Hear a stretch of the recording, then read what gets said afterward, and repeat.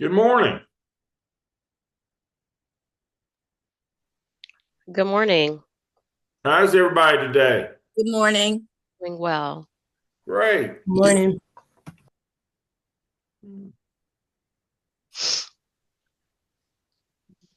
Well, how's the world treating everybody?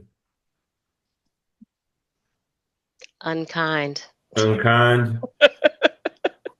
Yeah. Things not so smooth in the federal government. We won't get Mm. into politics this morning, but boy, Well, howdy. can I tell you a quick story though? I promise I won't Yeah. cry. It's Yeah, kind of this funny. is great. This is great lessons in leadership. Yes. We had to meet my team. We all had to meet at the VA to discuss going back into office and all of that. They decided to have us a pizza party. Oh, that was nice. I That laughed makes so up for much. all this. I laughed so much because I was like, we just discussed this in one of my classes Yeah. and how it does not make up for bringing us in here. As if some small token, not understanding Hertzberg that they're completely separate things. $5 Domino pizzas. That's what we got. And, but the very notion in leadership that you don't understand the difference between satisfiers and dissatisfiers, what Hertzberg called motivators and hygienes, that's the basis of leadership. That's the basis of modern leadership. Modern leadership, in my opinion, started in 1959 with Hertzberg, who was the first to say, look, folks, these aren't connected. It's not a continuum. The only way to understand leadership is the things that are dissatisfiers, you have to stop them. Again, you go to the doctor and I say, Doc, this shoulder you operated on, when I do that, it hurts. You know what he says? Well, quit doing that. Um, that there are certain things that you have to quit. That no amount of small or token or even big things will make up for that bad thing. It's incredible to me that leadership does not people that are in leadership positions. They're not leaders. If they were leaders, they would understand that. Leadership is a series of activities. It's not a position. Um, but that's where the abuse comes in. Sometimes intentionally, sometimes even unintentionally, but it doesn't matter your intent.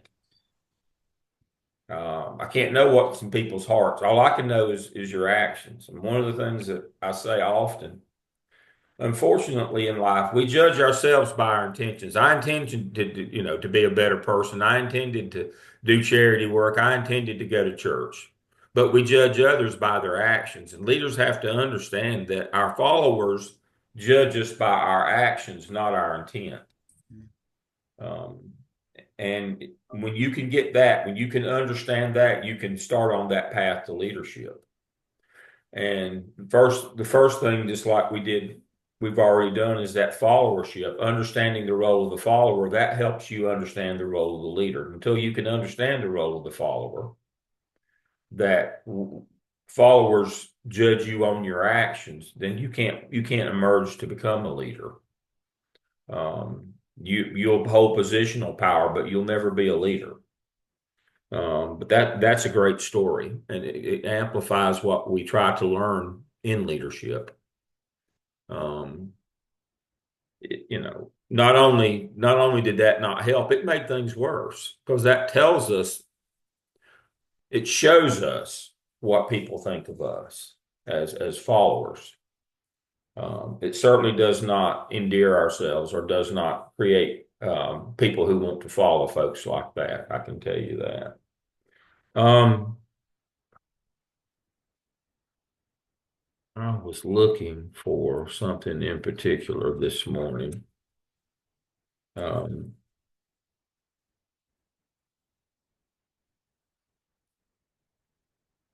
uh, Rebecca made me think of seeing Rebecca this morning. I have several students in Gaston County in LS in leadership studies in ed leadership, and one of my students, Laura Benson, sent me an article where um, Gaston County is now trying to move their school board elections to partisan elections. Um, and so we continue to go the wrong direction in leadership, unfortunately. We continue. It's like we're unbridled now. Um, we perceive some mandate to just to go backwards as fast as we can go, and we won't stop until we're in the 1930s, back in the Depression, I guess. But another example of lack of awareness that we would want to move our school board elections to partisan politics when the whole idea was not to be partisan. But I blame Bobby Etheridge on that one. Bobby Etheridge was the first person in North Carolina politics that saw the school board as a legitimate way to move into political power and leveraged himself into that. Until he came along, everybody understood the school board was supposed to be citizen servants, that it wasn't supposed to be partisan. But he was the first, and now many have followed in his footsteps. And now we're trying to formalize that process and politicize the school system. It's again a sad day as we move forward. So, good morning, everybody. It's 9:05 now. I think everybody that's going to join us has joined us. Thank you for being with us today. Let me share my screen, and we'll, as we always do, catch up on our weekly schedule as to where we are. Today is March 15th. Today, you can present case study 2 from either book. Let's look at our weekly schedule. Case study 2 presentation from either the Anderson book or the Northhouse book today. Next week, you'll be at home. You complete your leadership questionnaire, read Northhouse, read Maxwell 14, Law 14, Law of Buy-in. The next week, again, home, again, home. The next time we'll be together is our last residency weekend in Charlotte on the 5th and 6th. We'll have our leader analysis presentation, and we'll go over some other things on that weekend. The next time we'll be together will be our last time, which will be Saturday, April 16th from 9 to 1. If you need to do presentations with me, you can always use my scheduling link, and you can do those individually if you need to do the makeup. Now, I have so far, we don't have anybody that needs to do a makeup weekend. We're good so far. But if we do that, looking at my schedule, um,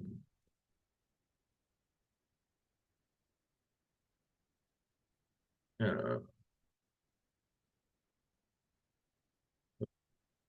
I'll work that out individually, but that will probably be um,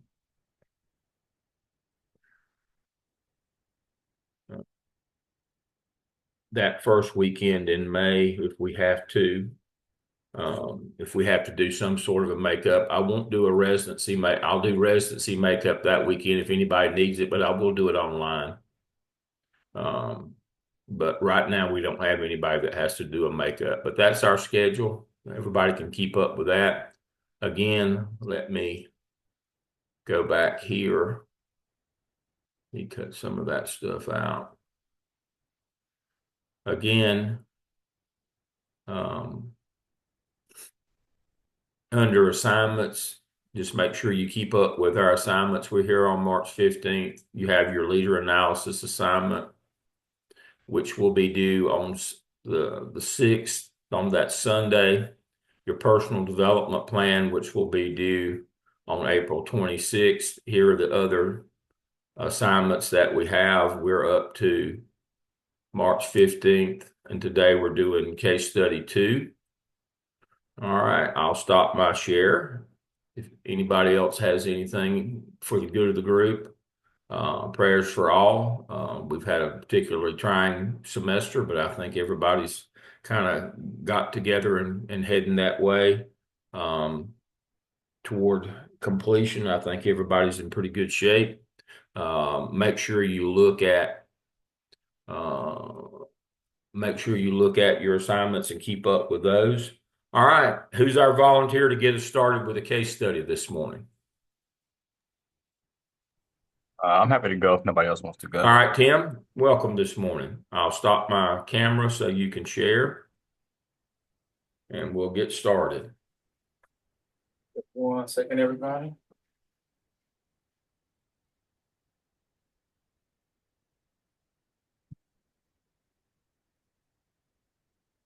Okay.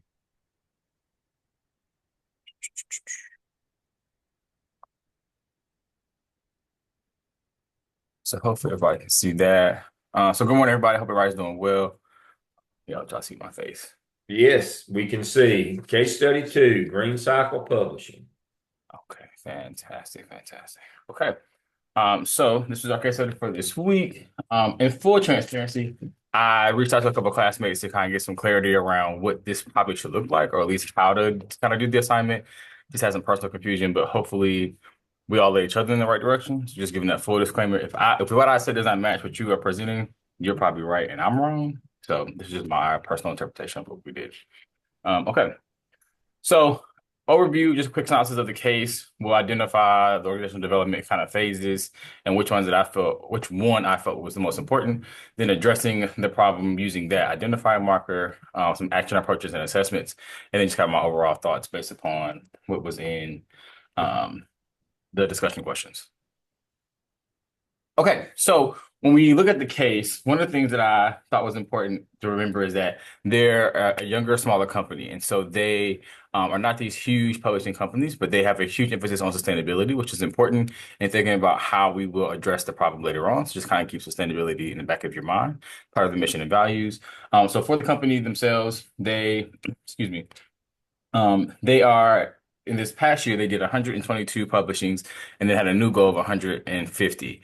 But the problem is they're not yielding enough in profit. And so they're just barely making enough to kind of stay afloat. And so I think that presents a different problem because if they're trying to be sustainable, that should also be in the practice of how they do business, not just the materials that they use or who they outsource to when they need additional help, but even internally how they do things. So that kind of led to some productivity gaps and some frustrations among the team. And so for them, what you'll see is there's some power dynamics, I think, kind of at play. There's not some fairness in how people run their divisions that are teams. So between acquisitions and production, and then overall just some management dilemmas. And so for me, I looked at this and said, wow, there are some communication breakdowns happening in this case study. And we really need to address those and kind of how we will move forward for the case. So when we look at the first question, it asks us about, kind of the 7 areas in organizational development based upon like where should the focus be and what kind of would you do in this situation. The way I processed this question was look at the 7, pick the one you feel like as a practitioner you would focus on, and then that kind of help you address the problems. If I did that completely wrong, I take full ownership in that. But that's just how I kind of processed the question. Because for me, part of it was looking at like research, lab training, and testing groups doesn't necessarily apply to this case study in the sense of like start with research. We kind of already know what the problem is. We know what the basis of the company is, their mission and their values, what aligns with them. And so for us, doesn't need to be doing. And for me, I process to that research, lab training, and test groups kind of go one and the same. If you research, you're doing some testing, you have a test group, then you kind of find an answer, and that kind of moves you kind of along. So these other 5 areas to me kind of make more sense in sense of like management processes is what we're focused on. So that is the one that I chose to look at, which was the management process and how we're doing things. To me, I looked at that as far as what is your chain of command, organizational structure, which you all could see in the case study. I think it goes on page 26 to 27. It kind of shows a quick org chart, and it's very simple. It's just 6 developmental areas. So you have the CEO, editor-in-chief, um, production, and then your acquisitions, and then their assistants for those 2 teams. And so to me, organizationally wise, structure-wise, you can tell it's a small company. Makes sense to look at what is management doing and kind of make sure everybody is following along to hit their cues and markers. From that should lead us to why is there quality in employee involvement? I mean, does everybody have a job and is it at a high quality or volume of what they're producing? Change management. If somebody were to come in a certain position, could they fall right in and they can continue moving, or does that stop everything? Have to do a full reassessment? Is learning still happening? Is there effectiveness on the employee side based upon the phases that we're in? Right. So the problem, what I looked at and saw the problem is that there is no accountability towards the mission of the company. Production it feels as though they are in this saving grace, always having to do this at the last minute, and acquisitions just kind of just letting things kind of fall through the cracks. They're always on the road traveling, and so it lessens the amount of time they can focus on one project at hand because they're constantly on the move. And so there's kind of no rhythm or flow into the office, which means then author doesn't have who's the editor in chief. The case study does not have a way of kind of holding people accountable in the way I think is best fits for the company itself. So one of the things that I wrote down for me that really made it helpful, I'm pulling my notes here, was that this problem, like looking at how resources can be redistributed in this lack of accountability, and then that leads to inconsistencies in communication.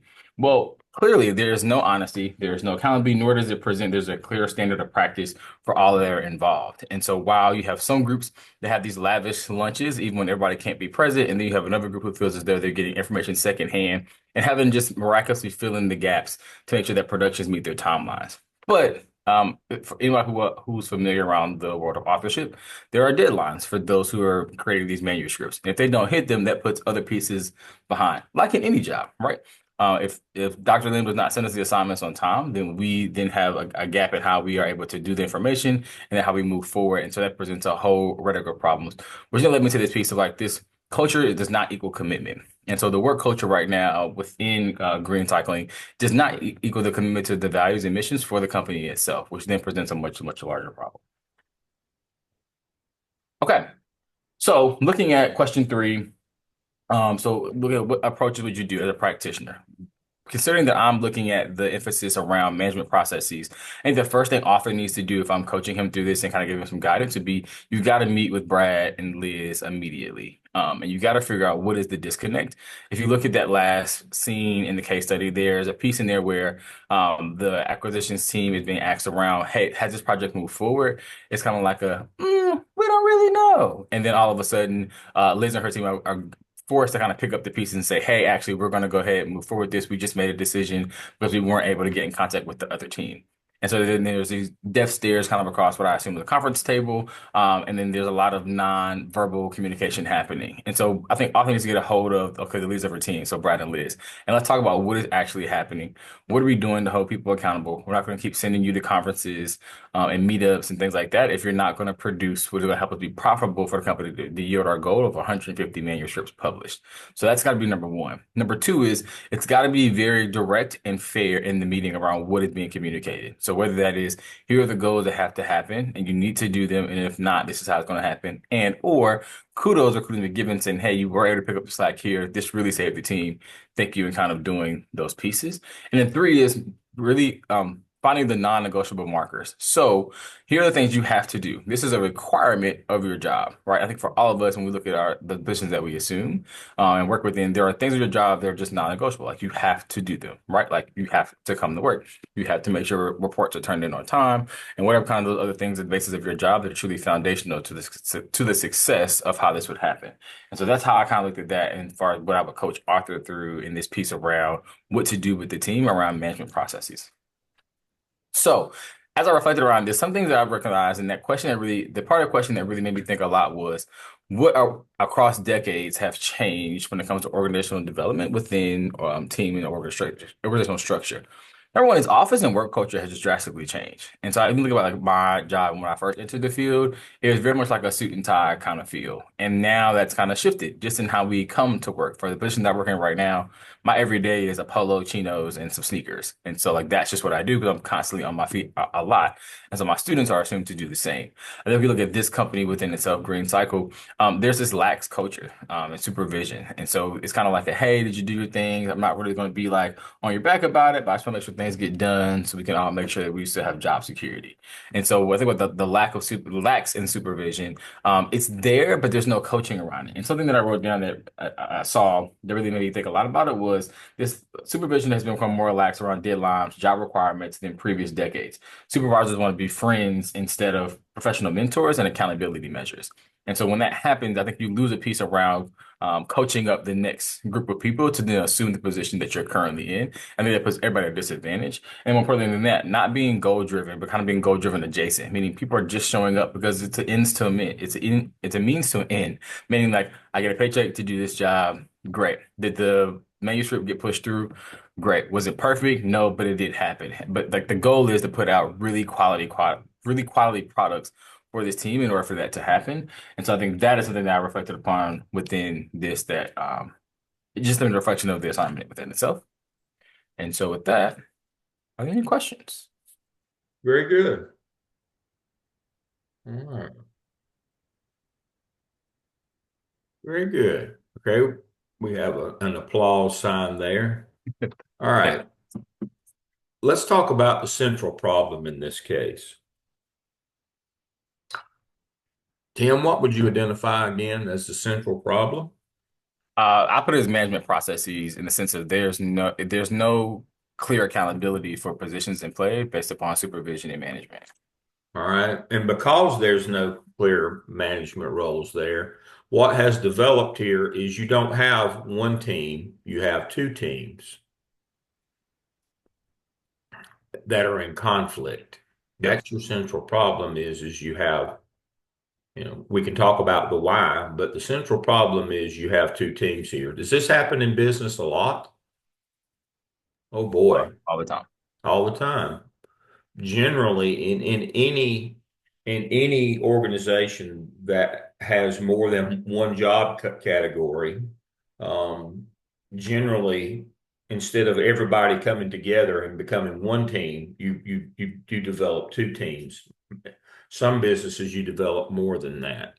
Think about your own organization that you work in. Is everybody on the same team? Is everybody united toward a common goal? No, generally not, and that's the problem of leadership. Um, your job is to get everybody going toward in one direction, and instead of fighting one another, is fighting the enemy, which is other. In this case, would be other publishing houses. And so, here are some thoughts on this one. Your first job is to get these two teams working together. You're going to have some inter-team uh, um, contact. You're going to have to get them understanding one another's roles and getting everybody on the one singular path. Again, they've got to understand the goal is not to fight one another. There's a superordinate or a main goal, which is being competitive in the marketplace, which is putting books on the shelves, and so they've got to see that as the overall goal, not defeating the other group in the organization. They've got to turn their focus outward rather than inward. Um, uh, you got to get them to stop seeing themselves as two different teams. That's very hard to do, but that's really your goal here is to get both groups to see themselves as one team and going in one direction. You got to find the common enemy, and that common enemy is other publishing houses, not one another.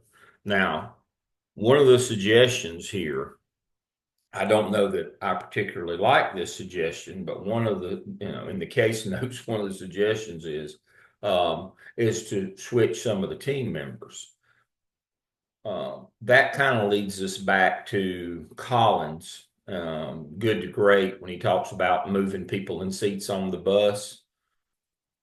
That works in some organizations. However, in skill-based organizations, that doesn't, or certification-based organizations, that doesn't always work. There's a reason why you're on this team. You have the degrees, the skills, the certification to be on that team. Doctors and nurses can't change places. Teachers and support staff in schools can't change places. In you know I was thinking most specifically, um, Beverly works in the school system. Um, we can't be moving people around in different seats in the school system. Jeff works in the school system. Um, you know, we can try to develop empathy among differing, sometimes warring groups, but we really can't change them. Now, in some environments, you can change the people, but you've got to find a way for them to develop empathy and self-awareness, social and emotional intelligence. That's the key. I may not be able to switch you over to that role, but I have to get you to understand the challenges of that role, just like I have to get the other group to understand the challenges of your role. And that's really what it is. So back to Tim, um, the focus here is the management's got to step in, as he said, and start take these two teams and find a way to integrate them into one team and focus their efforts outward rather than inward against one another. This is classic. One of the case studies you're going to have in 738, and one of the reasons we look at it is to look at quantitative and qualitative data is if you just, they did a survey, and if you looked at the results of the survey, you'd say, "Oh, it's not too bad." But then when you interviewed the people, basically what they told you is there's two teams here, and we fight one another, and which is common in business. But the whole notion of that case study is if we just looked at quantitative numbers, we'd say, well, everything looks, kind of average, everything is good. But when we drill down and talk to people, qualitative is interviews, observations, documents. When we talk to people, when we observe people, what we saw in that case study is we had two warring groups that were spending all their time fighting one another. And unfortunately, a lot of times leadership identifies with one group or the other, and then they become the subordinate or superordinate group, and the other becomes the subordinate group. That's never good. A lot of times that's based on the leader's own personal path and trajectory and their history and their job, the jobs that they've had, and they sometimes identify with one group versus the other. In the case of somebody like Jeff, as a high school principal, Jeff has to be careful. Let's say he was a math teacher. He has to be careful that he's not always on the side of the math teachers because he was a math teacher. I'll use two presidents ago at Gardner Webb. Dr. Bonner, I had a lot of respect for him and still do. He was very nice man, talked to him a lot, spent a lot of time with him. But he had been at one point in his career, his path had been that of an English professor. And everybody knew at Gardner Webb that the English people were not held accountable because of that. You walk by their classes and you'd see, small numbers, multiple sections that could have been put together. And, it was like hands off on the English department that they get to do whatever they want to do. That caused a lot of anger and internal strife in the organization in that, the College of Arts and Sciences and versus other departments or other schools or colleges on campus. And so basically what you had is you had a war between them and everybody else all the time. We couldn't move forward because they had status and they weren't going to give that up. And the rules didn't apply to them on class sizes or, number of sections and those kinds of things. And so again, you can't take the people over in the math department and move them over there. That's not how that works. You have to find a way to find common ground and empathy to get joined together as one group and then fight the bigger existential threat, which is other colleges, for enrollment. And we kind of lost our focus on that, and enrollment started to drop on the undergraduate side. It's not really recovered from that. We've kind of stabilized it, but it's not really recovered from that. And so that's what we're talking about here is you as a leader have to recognize when you have more than one team, regardless of job category, that everybody's got to be one team. And that's kind of the overarching of this case study is that you can't allow different departments to fight one another. When you are the leader, you will not achieve your goals and objectives if you do. If you can't present a united front where everybody's going in the same direction, and that's not toward one another, that you're going out in the world against your real nemesis, which is external. If you can't do that, you will not be successful. Now, also in this case, there's another theoretical concept here as well, that we don't seem to understand sometime in business. That if we're losing money on every client or that we're working with, getting more clients won't help. A lot of times business doesn't understand that.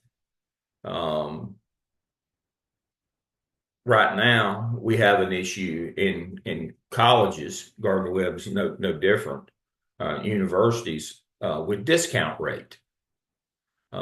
Discount rate is how much is how many scholarships you give, academic, athletic, all of those together is all right. It costs, we'll just use some round numbers here. It costs $45,000 to come to Gardner Webb as an undergraduate.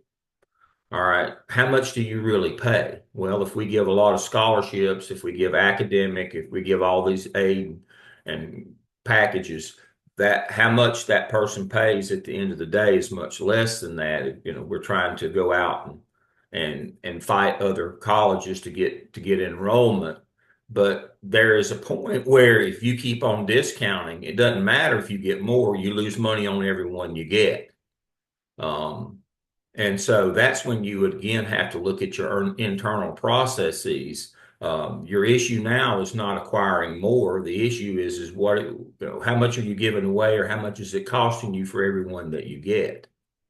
You have to look at your cost of acquisition. That's one of the things that that a lot of businesses don't understand. They think as long as we can just get more and more business, we'll make more and more money. Sometimes the more business you get, the more money you lose. And you have to be identifying those processes along the way. And so in the case of this one is if you're losing money on every book, the more books you get, the more money you lose. You have to understand that as well. Again, back to Tim, that's a management problem, not understanding that just going out and acquiring things and then how much it costs you because it's not in a usable form, how much money you have to spend on it to get it ready to be published, you're defeating the purpose. And that's one of those things about metrics that we need to understand is if we put people on simply a goal to bring people in, and not worry about the quality of what we're bringing in the long term, we harm our business when we do that.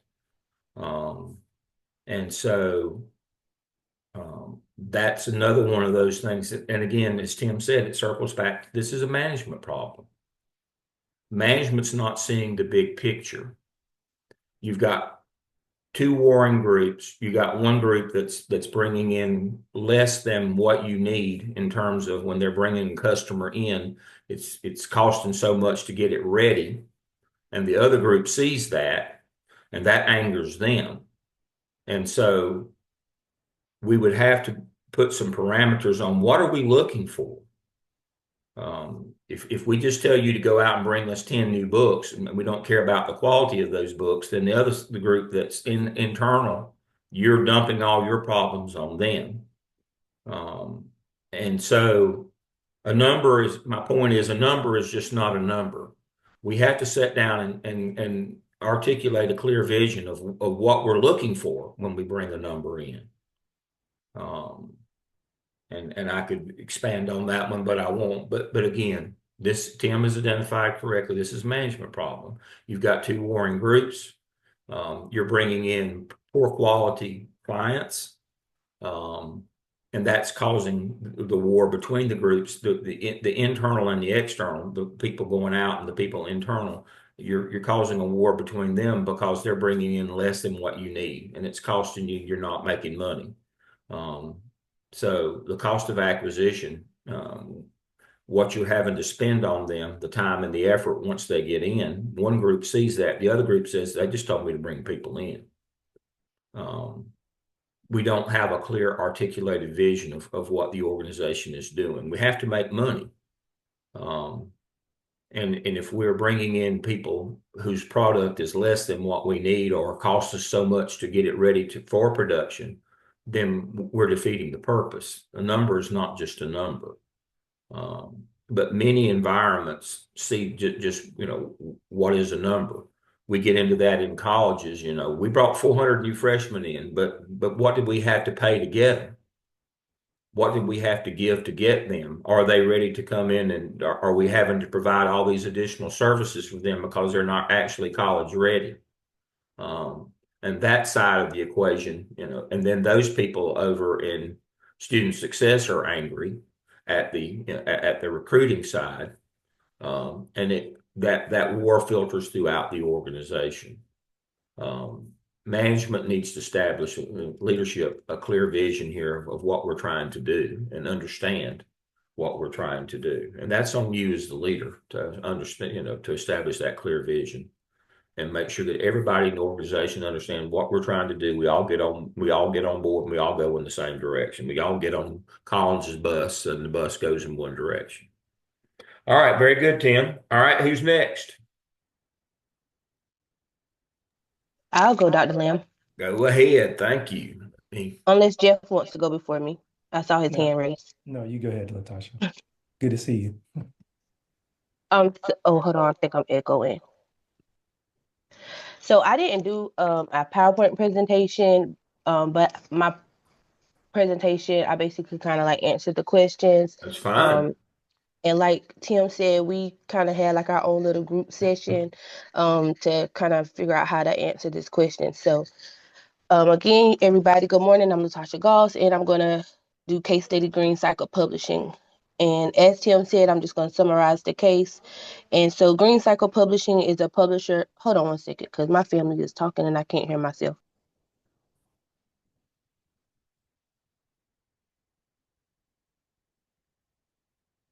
Okay, sorry about that.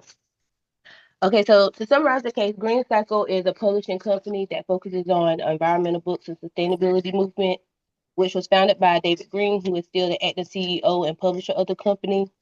And he has his managing editor, author, who oversees all aspects of the company, to include managing the two teams, which is the production editors and the acquisition editors.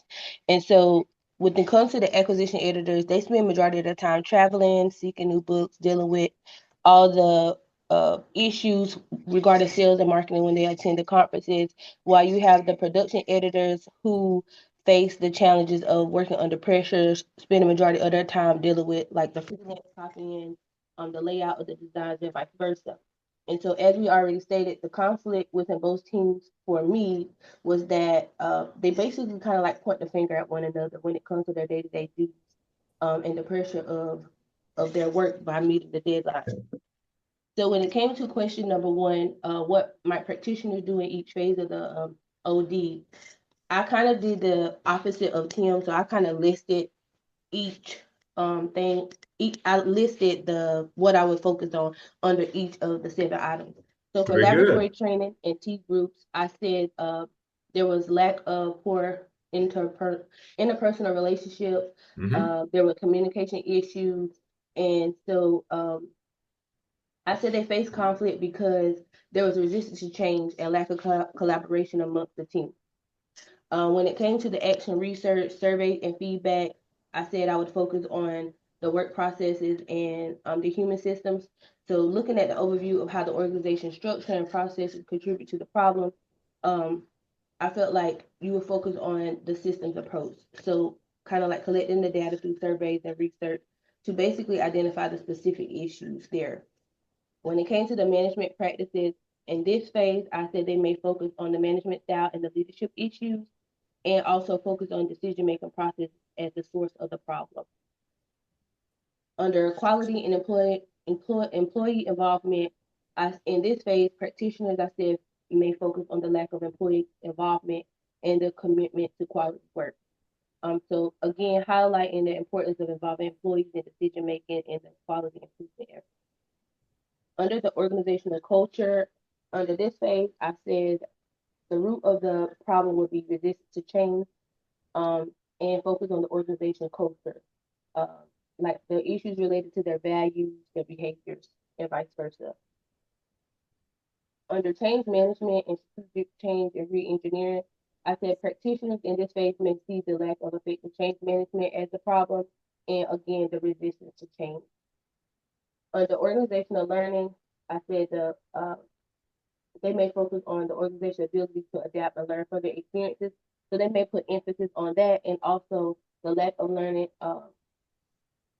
for like innovative ideas as the problem.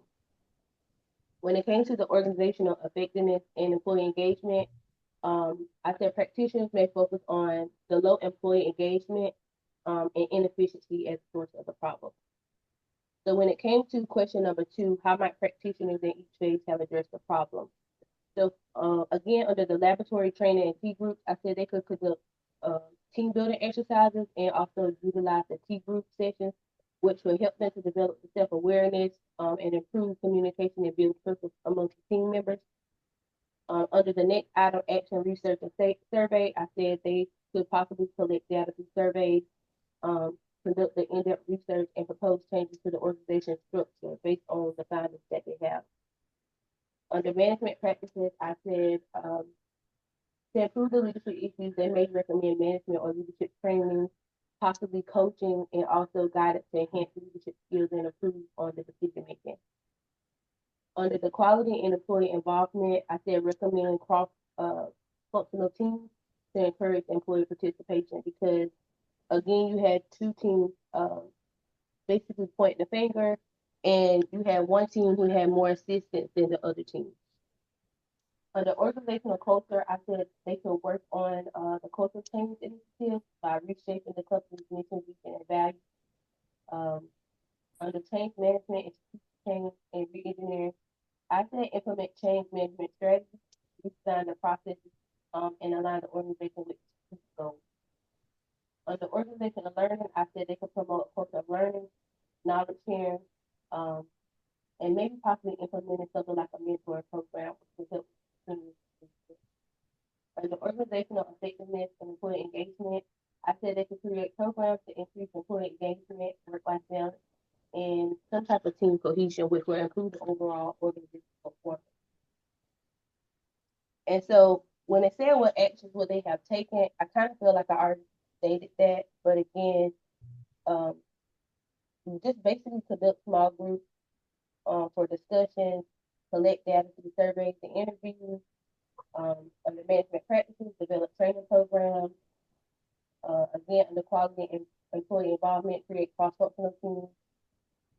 Under organizational culture, I said facilitate workshops, trainings, and team building activities. Change management and strategic strategy, I said assist the leadership team to develop strategic vision, by possibly adopting new business models that will help them with their issues. And then under organizational learning, I said employee learning systems where employees can continuously acquire new skills, knowledge, and capabilities. And then lastly, organizational effectiveness and employee engagement, I said refine the company's mission, vision, and strategic goals so that all staff understands their roles and the goals to achieve them. Question 3, what would be your preferred next course of action? I said my approach would involve a comprehensive analysis of the organization to include the structure, culture, and employee engagement. So I basically would prioritize the problems based on the impact and the urgency. And then I would just focus on addressing the leadership practices and figuring out a way to get some type of employee engagement involved for the work-life balance.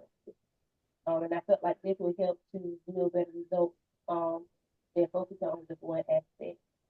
Because again, you had Arthur who listened to both teams, but he didn't really give like a solution. So it's like the acquisitions team came to him. He's like, okay, I hear you, and yeah, you shouldn't do production work. And then he said, production, I hear you, but yeah, you shouldn't do acquisition work. But then he still never really solved the problem. So it's kind of like he just kept avoiding like the conflict or the confrontation amongst the two teams. And for question 4, um, how is your opinion of the history of OD change after completing this exercise? Um, I don't know. I just basically said like over time, when it came to the different phases, it just kind of brought on new perspectives. Because again, I really didn't know how to do this until I started talking to some of my group members.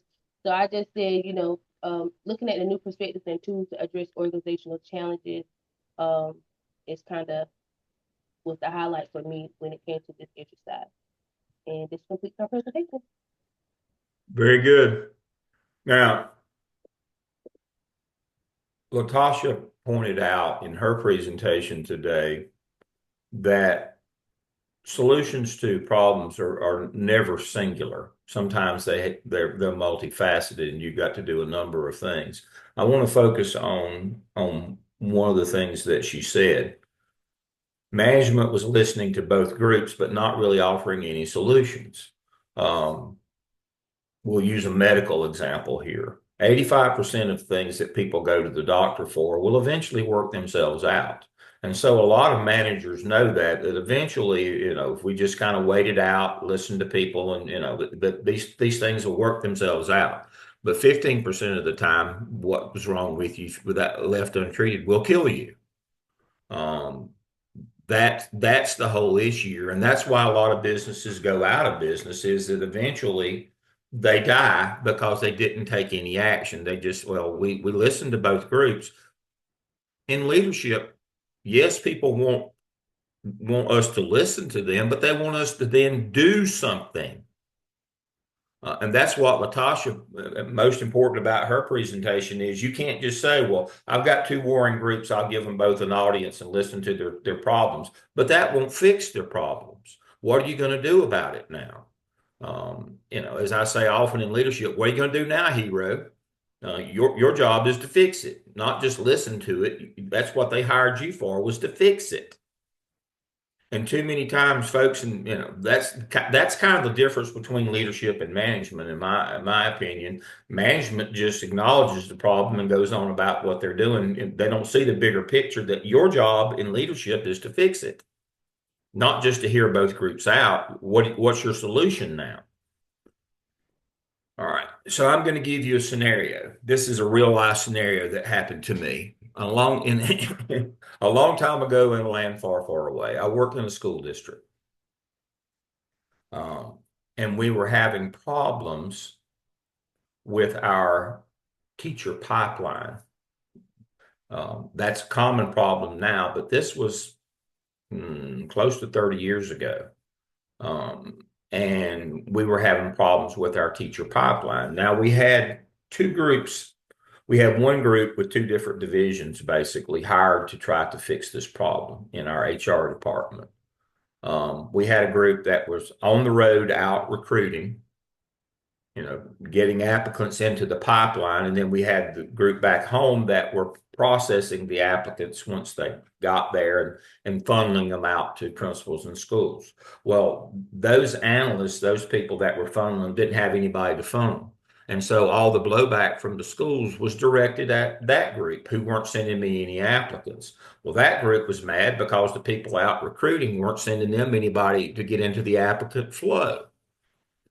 All right. So that's your problem. Let me say that again. Jeff is a high school principal. He's angry. He's got a science opening over here, and he calls his analysts in HR, and they said, we don't have any applicants for you. So, Jeff and his group are angry at the people who are supposed to be staffing them. They're called analysts. But those people, their complaint is we don't have anybody to send you. We have a group that goes to all the job fairs, goes to different regions, it's out recruiting, doing all these different things, goes to individual universities that have teacher ed, that go to the job fairs and regions and do all these things. We have that group, but they're not attached to the schools. They're not in the analyst, in that flow. They're over here. They're out bringing them in, and you got this group that gets them and processes them, and then does all the reference work, the background checks, the licensure, and does all that, and then funnels them out to the schools. And so the people who are over here that are out recruiting, they're not getting the blowback from the schools because that's not their job. But the analysts are kind of caught in the middle here. And again, so those two groups are warring. And then they have another group that's mad at the whole crowd. All right. This is now your problem. What would you do? You're the leader of this group. What would you do?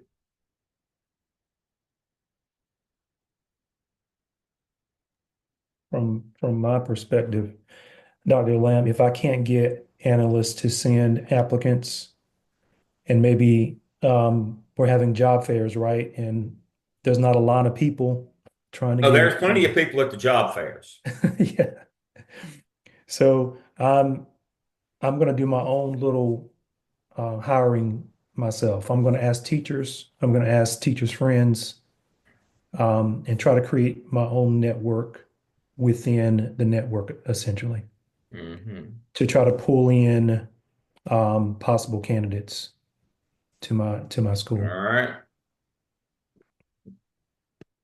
The problem that's a good idea. Try to create your own network. But as an organization, do we really want 150 principals trying to create their own network to bring people in with the problems of drug testing, background checks, all the things that we got to get them through? If we go external to our pipeline, can we be sure that we don't hire people with bad backgrounds or drug problems or licensure issues, or that it's a quality control problem?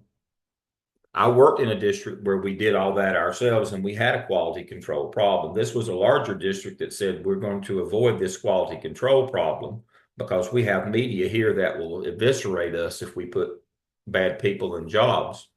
And so we're going to start them through the pipeline to make sure that when we put somebody out in a school, they've got a license, they're not a child molester, they're not a drug addict, all these other issues. Their licensure is clear, and we're not going to have to revert money to the state and do those kinds of things. So my solution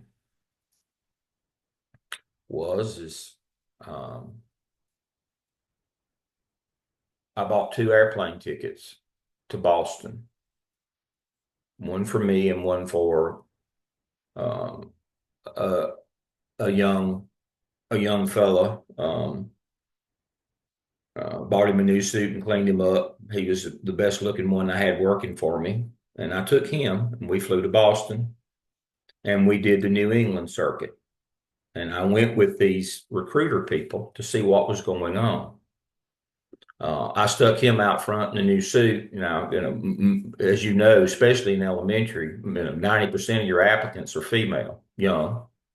I stuck him out front, and it was like, boy, this is really misogynistic and awful. But it really created a buzz, and all the applicants started coming in, and so they've been bringing back from these trips. And we were in Boston, we went out to Western Mass, we went to Connecticut, we went down to Rhode Island, we went to all this spring things. We stayed about 2 weeks, all these spring events that were happening in New England.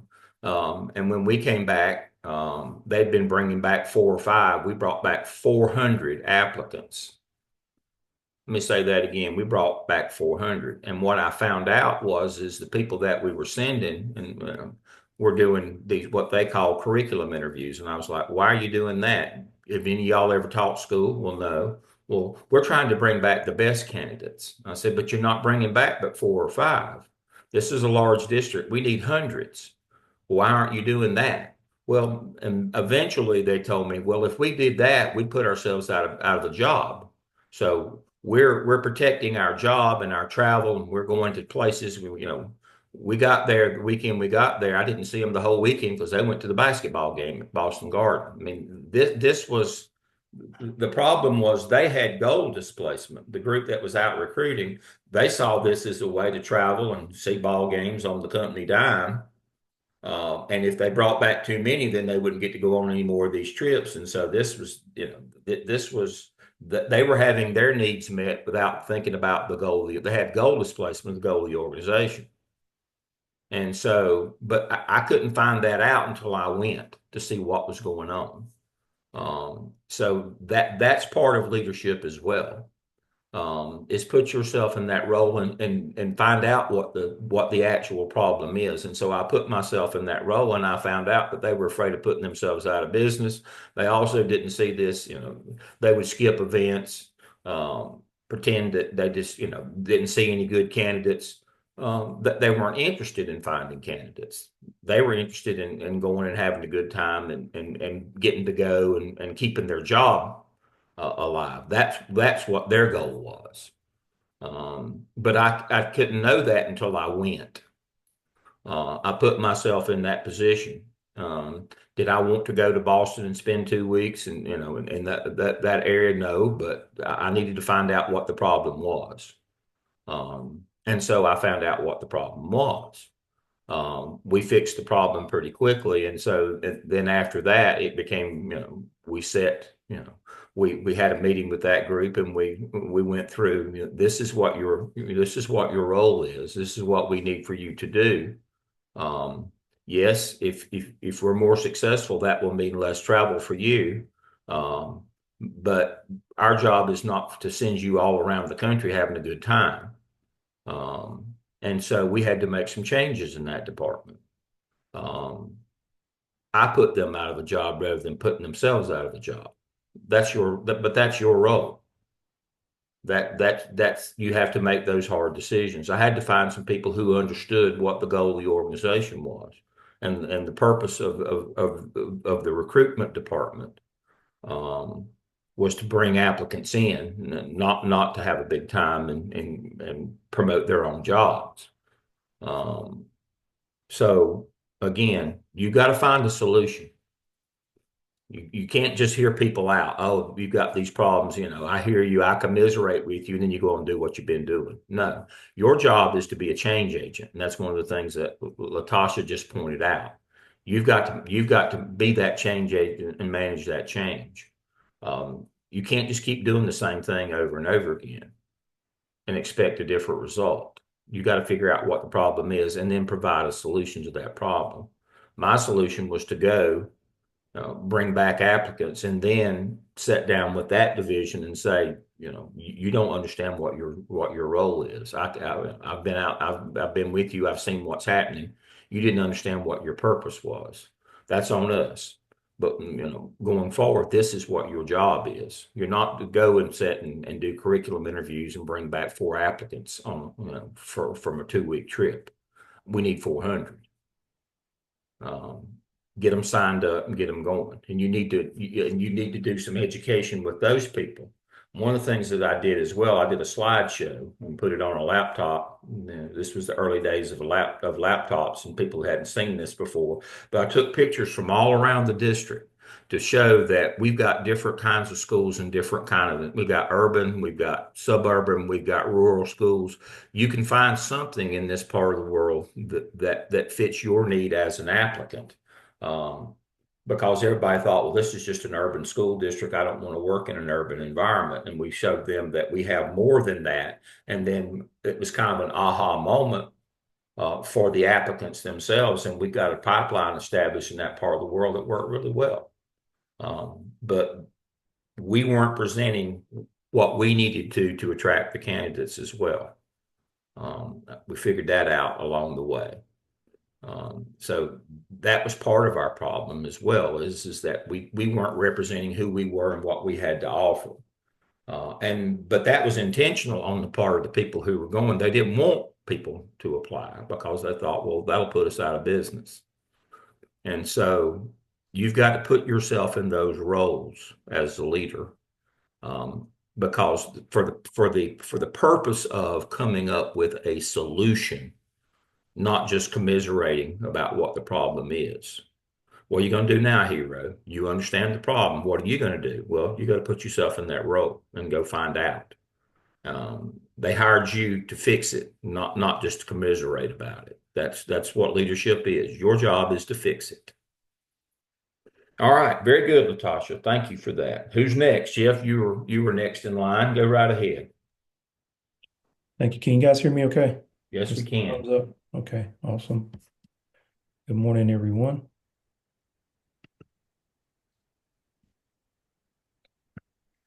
One second to find my.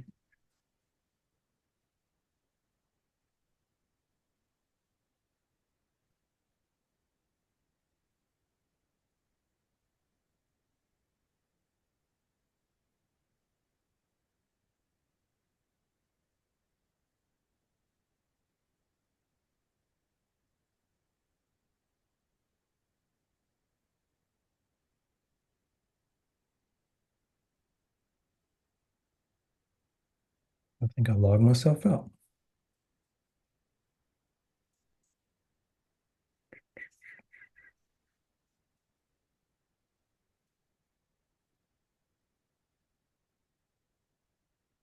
Can everybody see my screen? It's coming.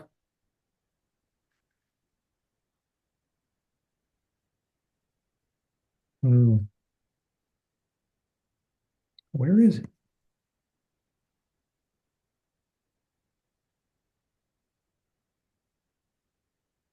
I'm gonna let somebody else go ahead and go. All right. Do we have somebody else that's ready? I'll go ahead and go, Dr. Lamb. Very good. Thank you. Good morning, Naaman. Hey, good morning, sir. Good morning, everyone.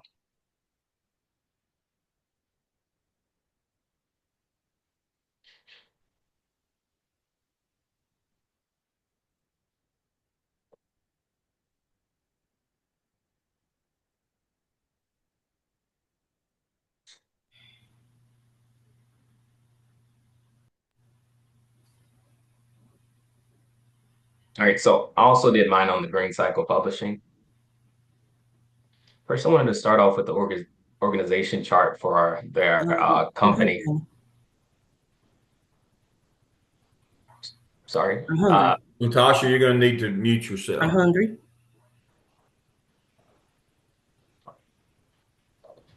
Okay, so Okay. starting off, the CEO is David Green. He's a publisher. He gets his contribution is he gets the final say on everything that gets published.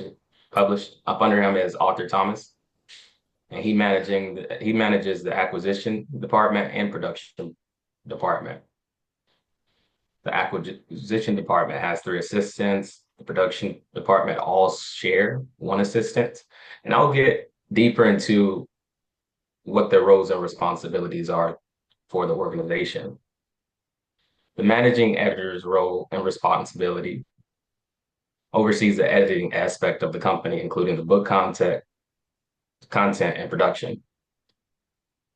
The acquisition editors, which is the first person that this is the person that goes out and gets the author to prepare the book for the company. They ensure that titles are being prepared for publishing. They solicit book proposals to try to work with all authors to come work with the company. They network when they go to certain events. They attend big events like these conventions that have them away and give them an opportunity to kind of share the work that Green Cycle Publishing has already prepared. They work alongside authors to make sure that books meet the requirements or the expectation that Green Cycle Publishing wants. And they also ensure reprint permissions for images that might be included in any work to be published. That last part's gonna kind of tie back into something here in a minute. So these are the responsibilities that acquisition editors have towards the company as it was written in the book. Each one of these acquisition editors have an editorial assistant, and their responsibilities include helping with administrative matters, answering authors' correspondences, and developing contracts. All right, on the other side, we had production editors. So once they found authors who were willing to get published with Green Cycle, and their manuscripts have been approved to move on down the line, the production editors began assisting and making sure that timelines are met. This group right here, they have the ability to work with freelance copy editors, layout and design specialists, proofreaders, and indexers. At the end of each stage of the script, it's sent to a freelance, then returned, and this person has the kind of like quality control over what's going on so far. Their priority their priority is making sure that it meets deadline and the quality of the work once it's finished. Production editors all share one assistant whose responsibilities include checking manuscripts and working with authors when questions arise. And this was something that I read and I wanted to keep because I wanted to reflect on this as we got deeper into the presentation. It was mentioned that as more consumers seek electronic publications and more authors publish content on the internet, the publishing industry faces enormous pressures to find and promote successful books. So going into this reading, they introduce us that this is kind of like a growing concern for Green Cycle publishing because times are changing and their status in the industry. So within the scenes, there was some script going on. There was a scene with the acquisition editors, and there was a scene with the book production team. And within those meetings, some of the discussions that they had, and I'm gonna focus on acquisition editors first. Meetings are held weekly, even if they're not face to face. They make time to meet together. They had significant issues when attending conferences because books and other marketing tools weren't where they needed to be. And they mentioned something about the marketing department, our marketing team wasn't putting the right titles or conference titles where they needed to be, which had them returned or had them misplaced. And they seem to be driven by quarterly bonuses. There was a conversation, there was a mention that, oh, if I don't get another title here soon, I'm not going to meet my quarterly bonus. And that seems like a driving factor for them. Whereas the production team, they don't meet as often as they would like. And that's because they're constantly trying to play catch up with manuscripts or trying to locate missing documents. They claim that the acquisition department pushes manuscripts without having met the requirements that are needed to be pushed to their department. So by the time the information or by the time the product gets to the production editor, there's a set amount of things that are required to be with them or for them to go ahead and proceed on. And that includes having all the chapters, having all the forms that go along with the book so far.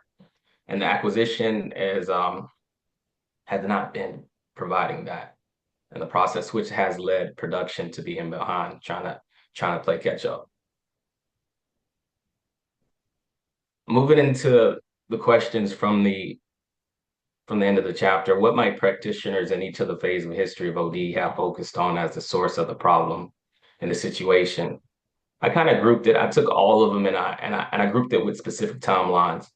And as I was grouping them with specific timelines, I kind of thought that some of these might be able to be used in multiple eras. Like some things that you might have done early on, like analyzing the management practices, or I'm not saying in this instance, but management practices. Let's say it could have been done in the 60s through the 70s, 80s, just because it was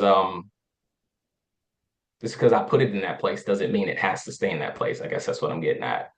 I feel like it's almost like a bank of tools that an organizational development practitioner could pull from based on history and research.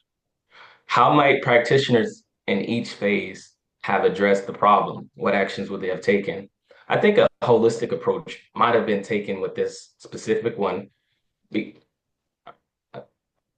because to look at the organizational health. The organization is facing a decline. Now, I think an OD practitioner would try to find out where this decline is taking place and why it's taking place.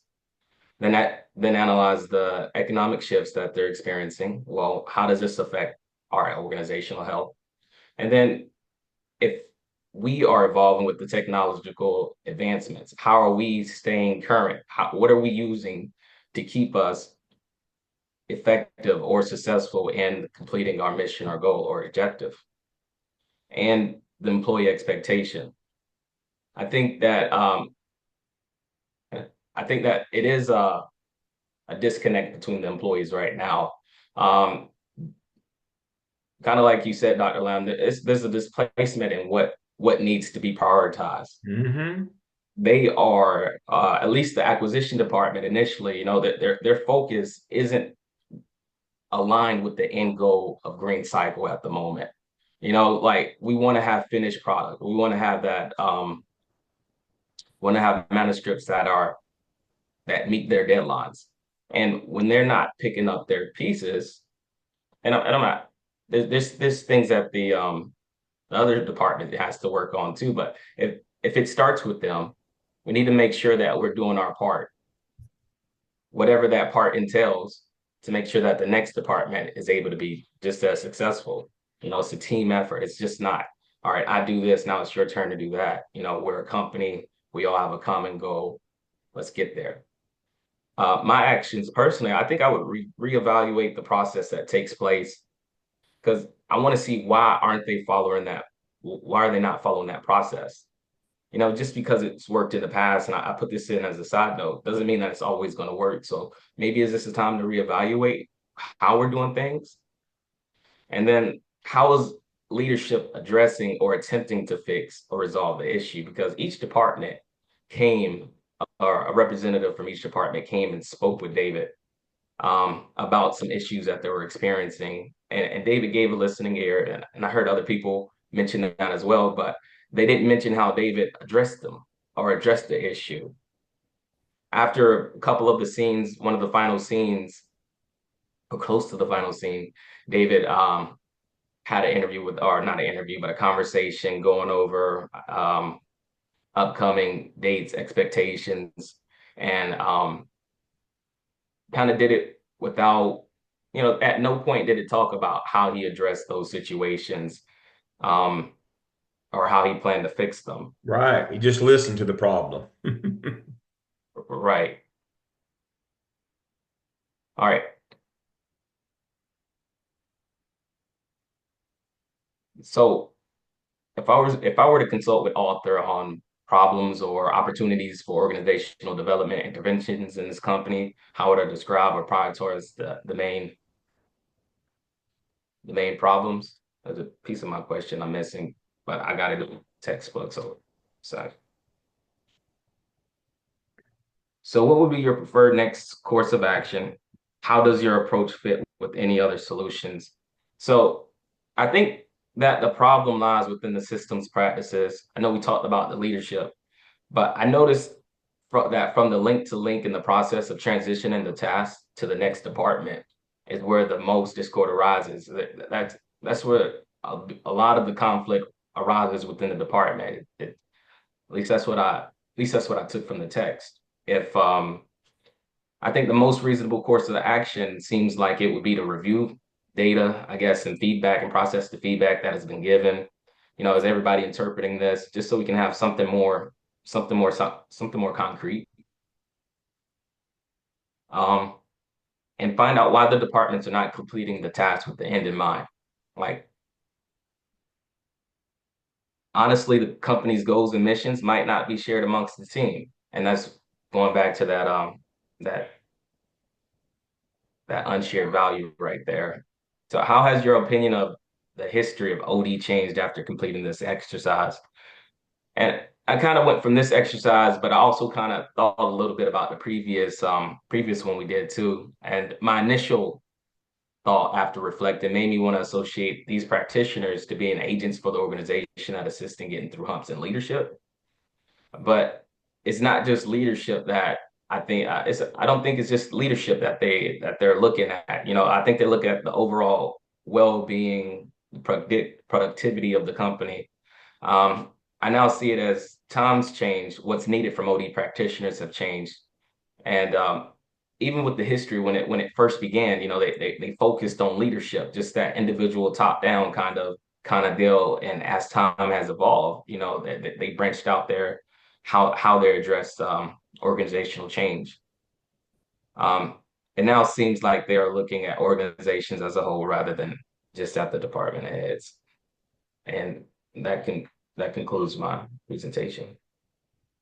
All right. Excellent. All right.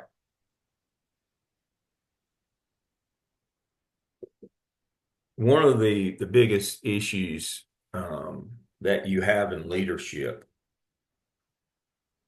is identifying what your central problem is. In this case, the central problem is competition from competing technology. As Naaman pointed out, they're still doing things like they did in the past, but society, the industry has changed.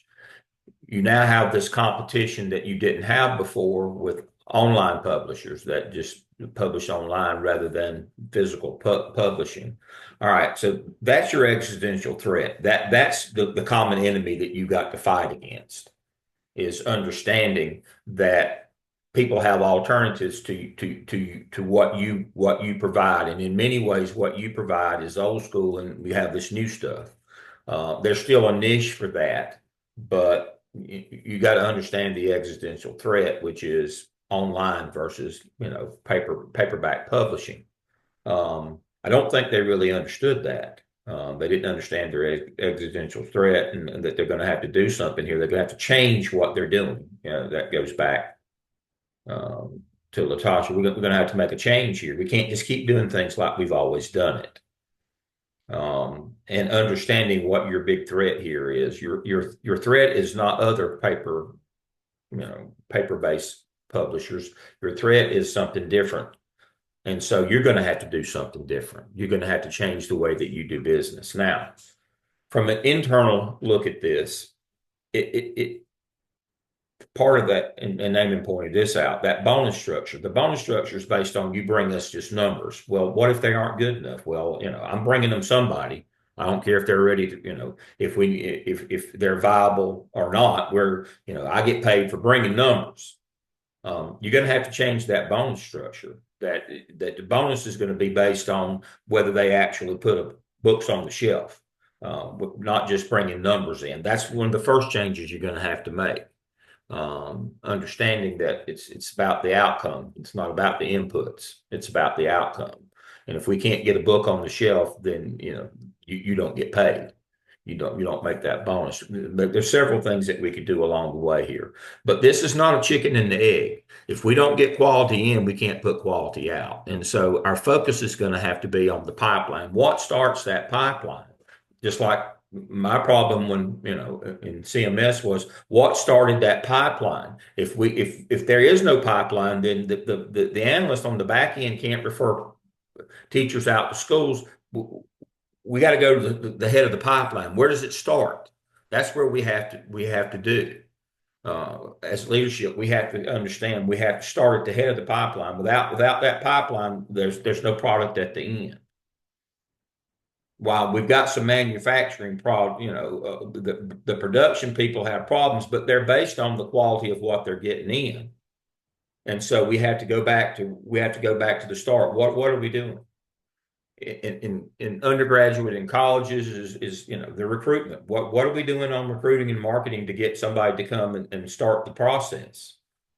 If we don't have them, or if we have poor quality, and again, it goes back to our recruiting staff is who are you recruiting? Well, they just want numbers. Well, but what if they're not a viable candidate? What if they're not going to enroll? Or if they enroll, they're not going to be successful. Well, you just said get numbers. Well, those days are past. This is a different time, a different environment now. And understanding that the business has changed. Your existential threat in this particular one is online publishing, and the world has changed. But you got to get a quality. You got to find some quality people. So we may have to change our processes at the beginning. We may have to market differently for what we're looking for. Because the environment has changed, the world has changed, and we didn't, as Naaman pointed out, the problem in this company, they didn't change along with the times. They're still doing the same things they always did, expecting a different result. That's not happening. They've set up a bonus structure that is based on numbers, not on quality. That never goes well because I'll find you somebody. If you're paying me I'll find you somebody. It might not be somebody that eventually works out for us, but you just said get numbers. But he's identified the central problem here, from this perspective, is the industry changed. This organization did not. That's never good. If you don't keep up with the times, then you can't remain viable in a business or organizational sense if you don't keep up with the times. And that's the good piece that Naaman brought us this morning, and I love that, understanding that change is inevitable. And just because you've always been in business doesn't mean that you'll be in business. Because we've always made it doesn't mean that we always will. Those are independent of one another. That's gambler's fallacy, and that's a whole book that we won't talk about this morning. But the notion that because we've always been in business, we always will be. Because we've always made it, we will. No, that's not true. When times change, if you don't change with them,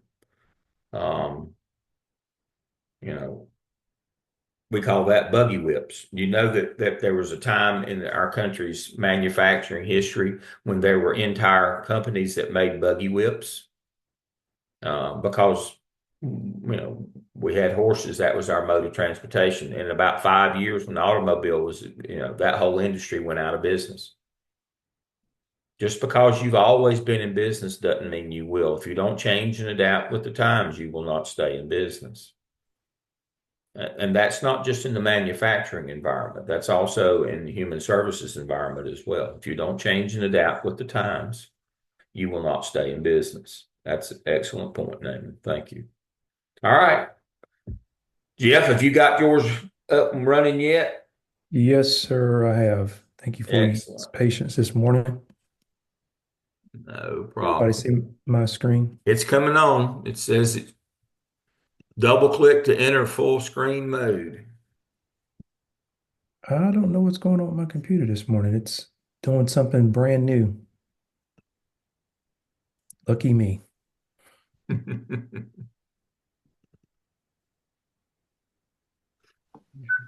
Do you have it open before you're sharing your screen? Because that's what I did the first Oh, was it? presentation. Yeah, I do. There it comes. Mhm. Very good. Transitioning green cycle, a McKinsey 7S framework approach. Oh, Okay. And you guys see it pretty good? we can. Okay. So I took my understanding of the reading and took a different approach to it. I wanted to actually analyze green cycle through the McKinsey 7S framework, and then look at the strategies for successful organizational change. And so I looked at the current situations at Green Cycle Publishing, and these are the things that I picked out of the situation was actually dysfunctional departments, lack of standard operation procedure, declining sales, employee dissatisfaction, and then the need for cultural transformation. And so the question that I asked myself was, what factors do you think contribute to these challenges? And so when we look at the McKinsey 7S model, we'll look at 7 S's, and these tools are for organizational alignment and effectiveness. And so what I tried to do was break down which one of these areas are most pertinent to solve the situation with Green Cycle Publishing. And then I asked myself this question, how might these components help Green Cycle Publishing? And so when we look at the 7S model, we have the soft S and we have the hard S. And the area that I think was probably most critical is the soft S category. And according to the McKinsey model, the soft S are the harder aspects of the company to change. So staffing, skills, and systems. And Dr. Lamb alluded to this when he said that the company did not change with the times. So there's no updating skills, some of the same staff members. The CEO, David, he's still hitting the bushes and trying to find and send the company candidates, that sort of thing. And so they're kind of behind in the new technology. And Dr. Lamb also mentioned that it is the old way of doing things. It's the old school way. The hard S is typically easier to identify and manage because strategies, you can come up with the strategies, but you gotta have people to execute those strategies. And so I see a refusal to grow essentially. And so we're still looking at the soft S side. There's a refusal of the company to grow. Yeah, you can try to increase numbers, but are you growing and developing to produce quality work? And so our objective this morning is to improve the performance, employee engagement. And so I looked at 4 components for that. So we need to define the vision. We need to articulate future direction of the company. We need to have an analysis of the company. So we need to focus on market trends and positioning. They're completely out of position. They're still trying to, as I said before, do it the old way. So they need to create new ways, new technologies to do that. They need to drive strategic decision making. As David is just listening to the complaints, but there is no strategic decision making to resolve the problems. And then in that, we need to drive workflows so that editors and managers understand timelines and what needs to happen so that there are not backlogs, there are not confusion with pictures, where the pictures go, what the pictures mean.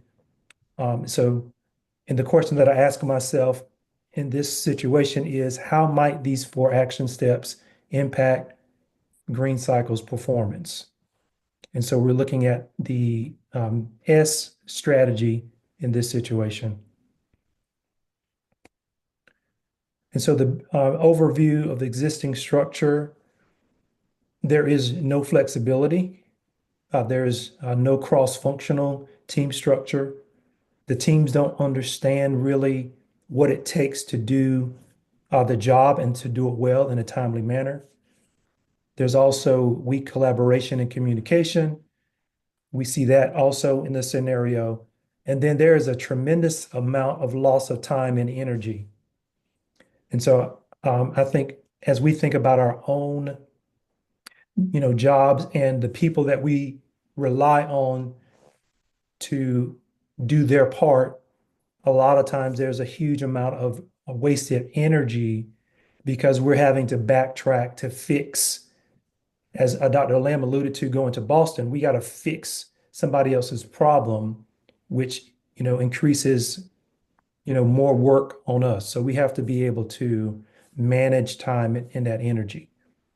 And so the question I ask myself in this scenario, again, is how could a more flexible structure benefit green cycle? And so improving the existing structure again in limitations. So I would propose move towards flexible cross-functional team structure.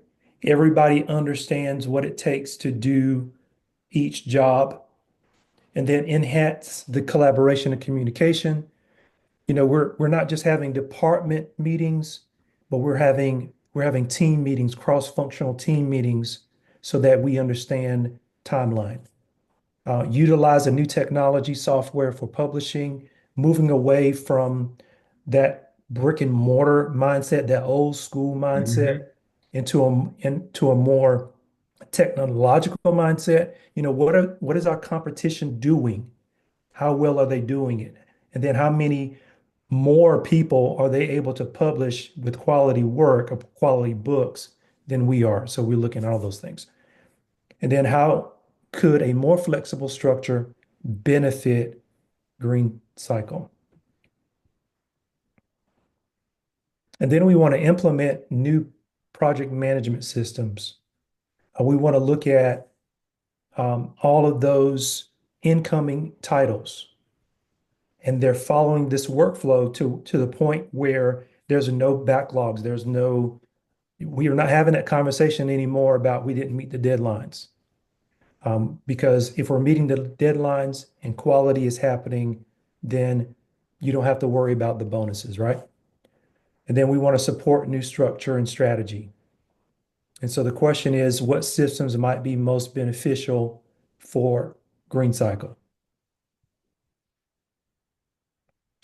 And then our assessment is identify current and organizational values.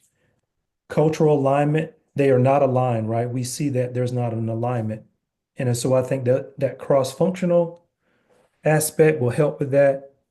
Develop initiatives to align employee values and goals. We see that the values are not aligned. One person is thinking about bonuses and the other person is not, right? Foster engagement and shared purpose would be crucial. And then my question here is, how do shared values impact organizational performance?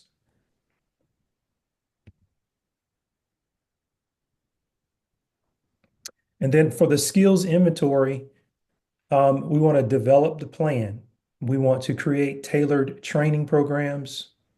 We want to focus on skills required for future strategy. So looking ahead at why does Green Cycle Publishing need to change and change immediately in their structure? And so the question here is, what skills do you think are crucial for Green Cycle future?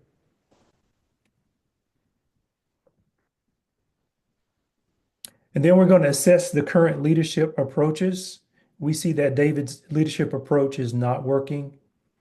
Of course, he's a CEO. It seems like he just comes in on a whim and then argues about or fusses about, why is these deadlines not being Right. met? Arthur is doing the same. He's hearing the complaints, but he's not making a change. He's not making a decision on those. So we need to change that part of the communication style. We need to analyze the current workforce composition and engagement. Do we need to add more people to the editing side? Do we need to add more people to the publishing side? Is everyone pretty balanced in their job functions? And then we need to implement those strategies for recruitment if we do, and retention for those areas. And so the question I ask is, how might leadership style affect staff performance and satisfaction? So if we change the CEO's leadership style, help him grow in that area, and then change Arthur's leadership style, we should be able to start making a transition to better communication, collaboration. And so our call to action for Green Cycle Publishing is what is the 90-day plan? And then what is the 6-month plan, the 120 plan? And then how does that affect the growth for the remainder of the quarter, the remainder of the year? And then um, we need to commit to implementing those proposed changes. And so this is a key for Arthur, right? Because he needs to commit to any changes that happen, not taking sides, not being wishy-washy in a sense, but committing to those changes, and then focus on sustainable success and enhanced performance. And so again, we're looking at the systems to help improve the company's operation, and then looking at the win-win for everyone. So yes, um, we get better titles, we get better publishing, and then also we get the bonus that we feel we deserve for bringing in that quality work. And is there any questions? Excellent. Excellent. All right. 3 further points to amplify some of the things that we've been talking about from Jeff's presentation. Excellent. Jeff went theoretical on us this morning. I like that. He went to McKinsey 7S. Now, McKinsey 7S is one of the theoretical frameworks. I've got a dissertation working right now in a business environment, one of my DEOL's doctorals, and McKinsey 7S is her secondary theory of how to. And Jeff just explained how you use it for a how-to in a business sense. Her first theorist is Hertzberg. It's a business that's having problems keeping employees. So we always like to have a theoretical foundation for our leadership and what we're doing. We need it in our dissertations, but that's practice for the real world. So he used McKinsey 7S, which again is a secondary theory of how to. He also touched on another theory that you all know. I think I've mentioned it before. You all know, whether you knew it or not, is Chris Argyris's double loop theory. You've known that one all your life. Chris Argyris's double loop theory commonly is known as the theory of insanity, doing the same thing over and over again, expecting a different result. Jeff just touched on another piece, which is an extension of Argyris's theory of insanity or double loop theory, which is Lamb's theory of stupidity, which is hiring more people to do the same thing over and over again and expecting a different result. Sometimes we think if we just throw more people at it, that will solve our problem. That never works. Doing the same thing over and over never works if you're not getting what you want in the end. So that's one of the things that we have to understand. We have to make a change. We have to do something different. We can't just commiserate that we've got this problem or hire more people and they're doing the same thing that the people who are already unsuccessful are doing. But that goes back to Argyris's double loop theory. That's a good one in a business environment. It's doing the same thing over and over and expecting a different result. We can't do that. We're expected to make a change, to fix something, to do something. We just can't sit and commiserate. So that amplifies that point. Acquisition of customers. One of the things that in this particular scenario, they're losing market share to online. Now, that doesn't mean that you can't use online to your advantage as well in your marketing efforts. Just because people want to publish a physical book doesn't mean that they're Luddites and don't use technology. That's one of the mistakes that we make in recruiting college students. We think that since they want to come to a physical campus to go to school, that we have to physically go out and see them at college fairs and things. No. Kids that come to Gardner Webb have phones and are on technology. They're not Luddites, so I don't understand the notion of billboards.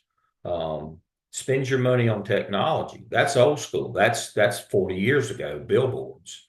modern kids, even the ones who want to physically come to a campus, still have phones and are on social media and are very tech savvy. That's again, you've got to change with the times. Even if your product is of that time, a physical brick and mortar product like a college campus, that doesn't mean that the kids are of that time as well. They're modern, they have phones, they're in social media. You can't make this again. You can't do things like you've always done them. You've got to change, even if your product hadn't changed. How you run your business has to change and reflect modern times. And then the other one that Jeff touched on. Does anybody know who Dave Loggins is? He was a singer-songwriter. His big hit was "Please Come to Boston." That was the name of his song, and that's my story was about Boston. I flew into Logan today, but that was the name of the tune. But the notion is very few problems can be solved from your office or from home. You got to get out there. You got to go to Boston.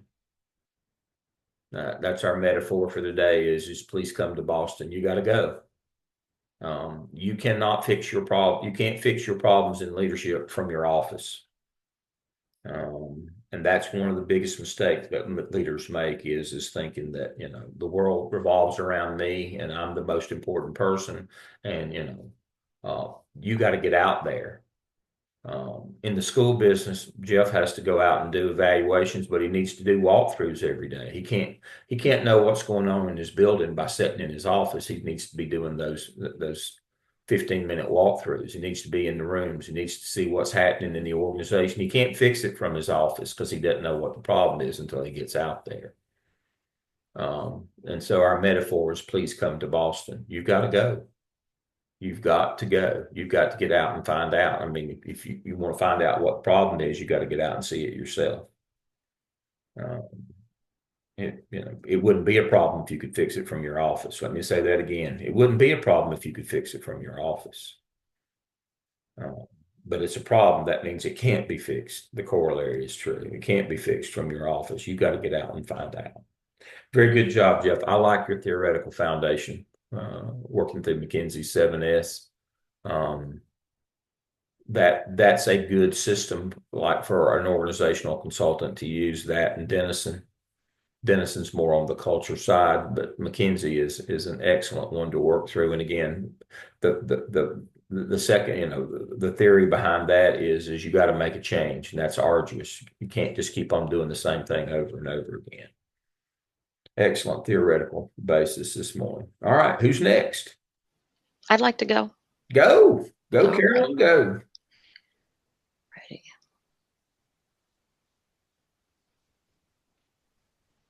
Can I go after Carolyn, Dr. Lamb? Absolutely.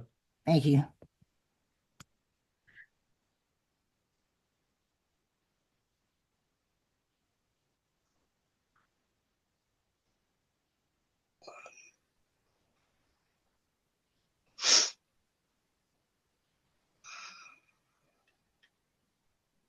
Let's see here.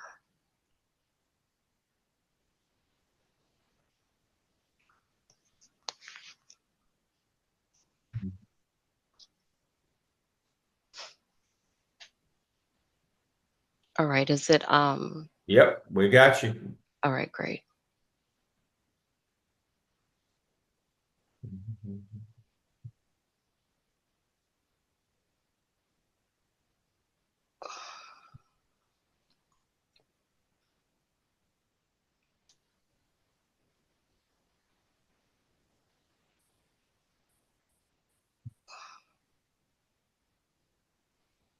Okay, so I did the case study analysis out of the leadership theory and practice book, Excellent. Northhouse. So it'll be a bit of some new information. Good. It's out of chapter 2. Okay,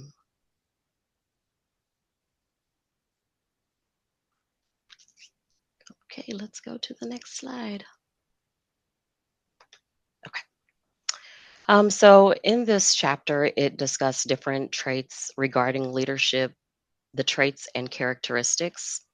It went over a few different theorist, some of which I had not yet heard of or um, even like just knew anything about. So it was this case study is based on a company called Great Lakes Foods, and it's looking for to fulfill a role of a new research director. Some of the traits are one big question is do traits um, do traits align with characteristics and what they're looking for in somebody that a leader is looking for to fulfill a role. In this role, they have three candidates that they're looking at. The first being Alexa Smith, the second Kelsey Metz, and then the third is Thomas Santiago. Each bring something very different to this company. All have been with the company, but they've been in different roles. Thomas Santiago, he has been with the company for 10 years in a manager position. Kelsey Metz has been with the company for 5 years in a different role. And then Alexa Smith, she's actually been with the company since she was out of high school. She started off in the mailroom. All three of the different candidates, they bring different kind of expertise as far as what their traits are and characteristics. Alexa Smith, she brings creativity, persistence, and she also has that extensive experience with this company. Kelsey Metz, she actually has a MBA from Harvard. She's sociable and she has strong leadership potential. Thomas Santiago, he is integrity driven, and he's a trusted figure with the company because, as again, he's been in a managerial role. With the trade approach, there's actually a table that's table 2.1, I believe it is, in the book. And it gives some of these different kinds of traits and different kinds of characteristics. With the trait approach, it focuses on identifying key traits that are linked to effective leadership. Some examples of these are intelligence, persistence, sociability, and integrity. So, and along the lines of these candidates, some of the traits are again Alexa Smith with the creativity, the persistence, and her organizational knowledge, not just with the organization, but also having a knowledge of the different roles that are within the company, from the bottom to the top. Kelsey Metz, she has a different level of intelligence. Again, she went to Harvard. She is social, and she has that leadership potential. And then again, with Thomas, he has that integrity and the organizational influence because he's one of those people that is already kind of looked up to in the leadership position because, again, he's a manager. So with the trade approach, there are strengths and weaknesses to this approach. Some of the strengths are it identifies the key leadership traits with clear criteria. It's also useful for predicting performance in leadership roles, and it provides a structured decision-making framework.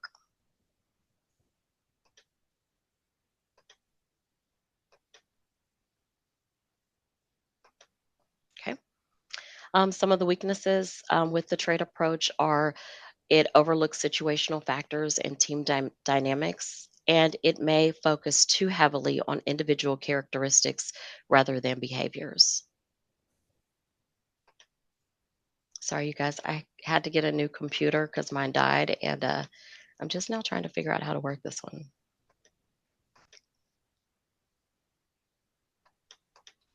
Okay, let's go to the next slide.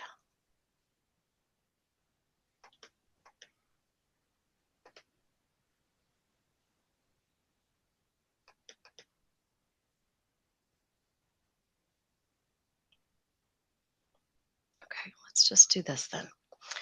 So for my recommendation, I recommend that Alexa Smith, she to me appears to be the strongest candidate.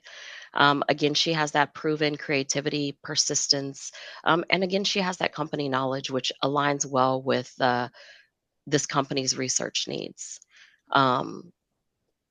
I feel that people that have been in multiple positions within um, any company really make good candidates.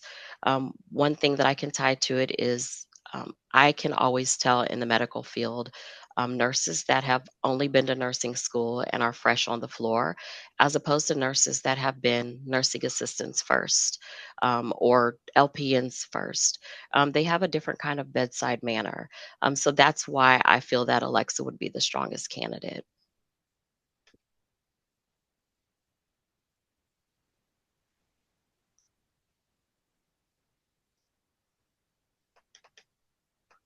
I do not know why this is not. Okay. So I based my recommendation off of Ralph Stockdale's leadership trait theory, which is discussed in the book. Stockdale emphasizes the traits that they must be aligned with situational demands. His key traits for leadership are intelligence, persistence, insight, and responsibility. Alexa's persistence and creativity and adaptability align well with the demands of this research director role.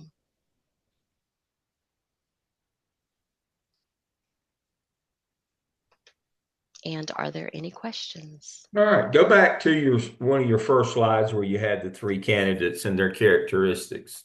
Okay. It's going backwards so There you easily. go. There, Okay. that's that one right there. Okay. All right. So you picked Alexa Smith for creativity, persistence, organizational knowledge.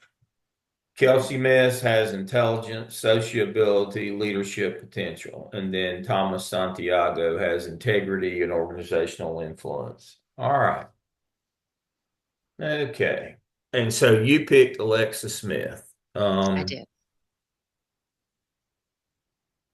And you gave a perfect example of on the nursing floor, you see people who started at the lowest and they work their way up and they bring those traits with them. And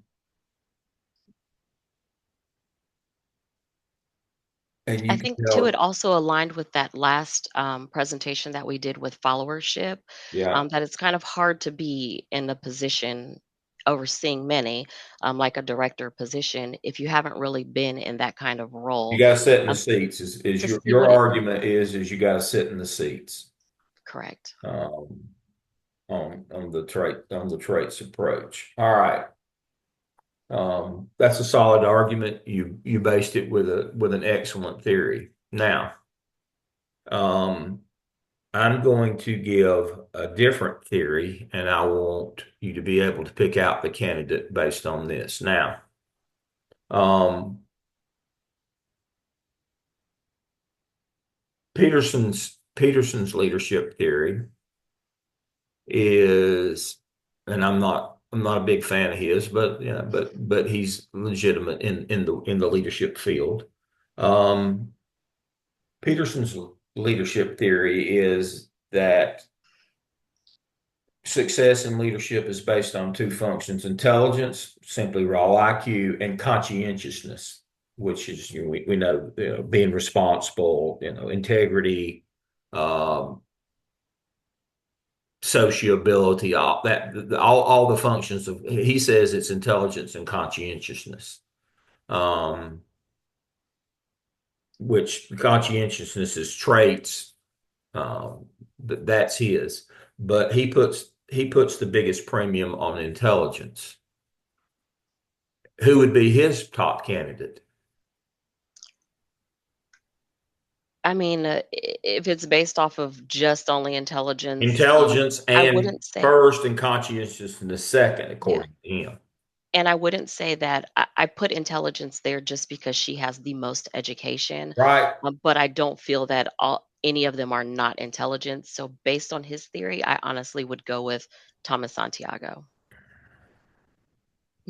I think But, because he's in the manager position, he's been there yeah, for but 10 that but years. he but that's experience.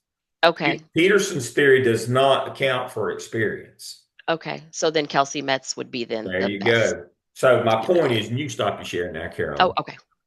My point is you have to understand which leadership theorist aligns with what you're looking for in the end.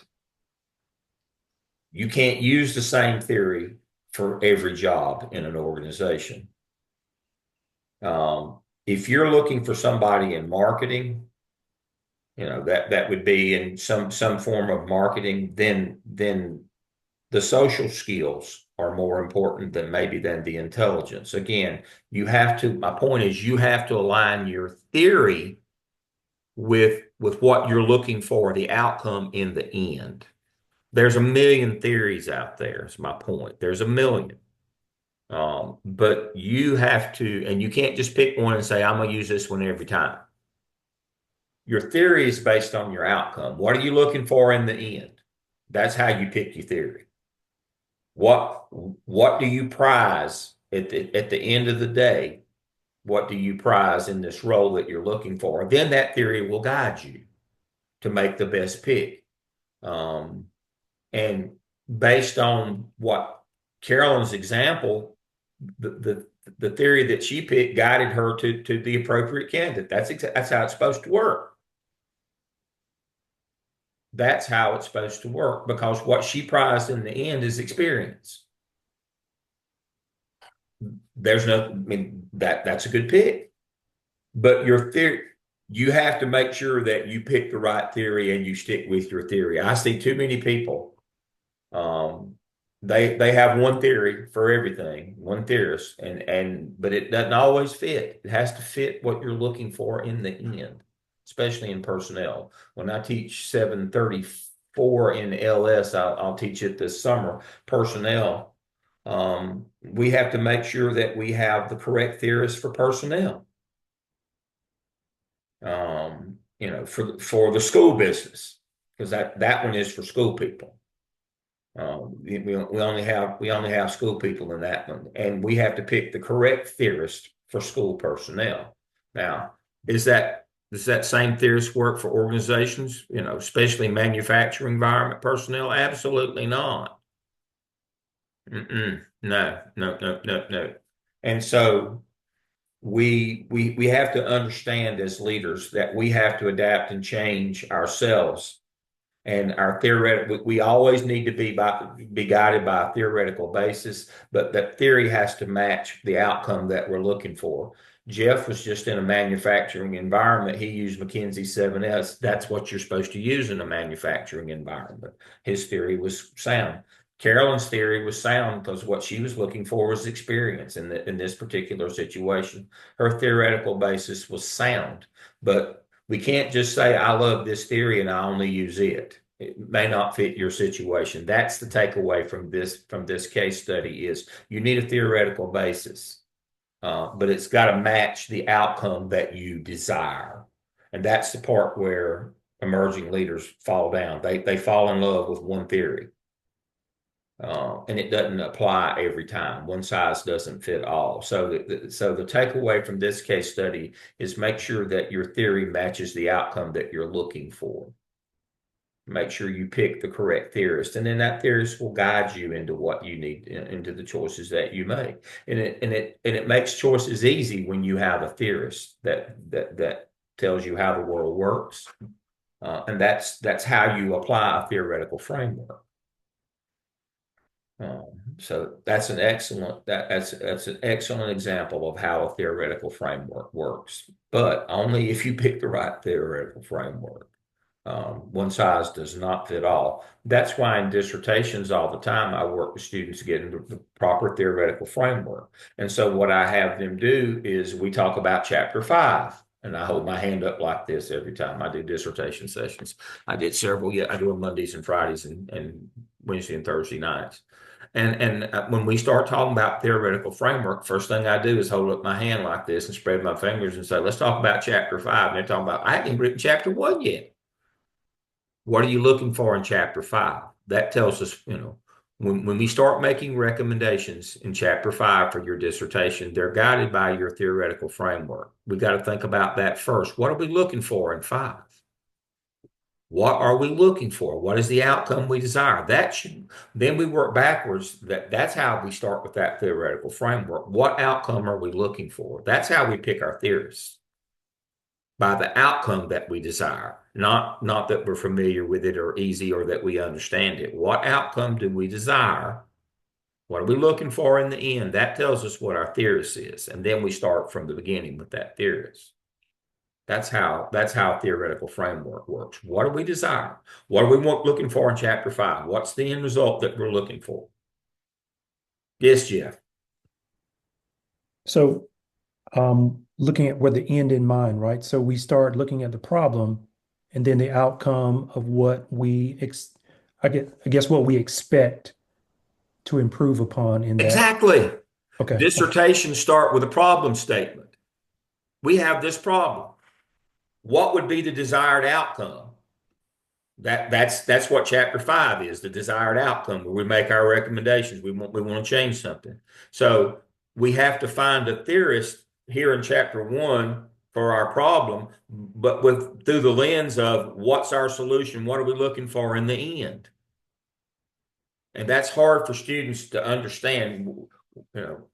Chapters 2, 3, 4, we'll work on that later. 1 and 5 are linked in a dissertation. 1 and 5.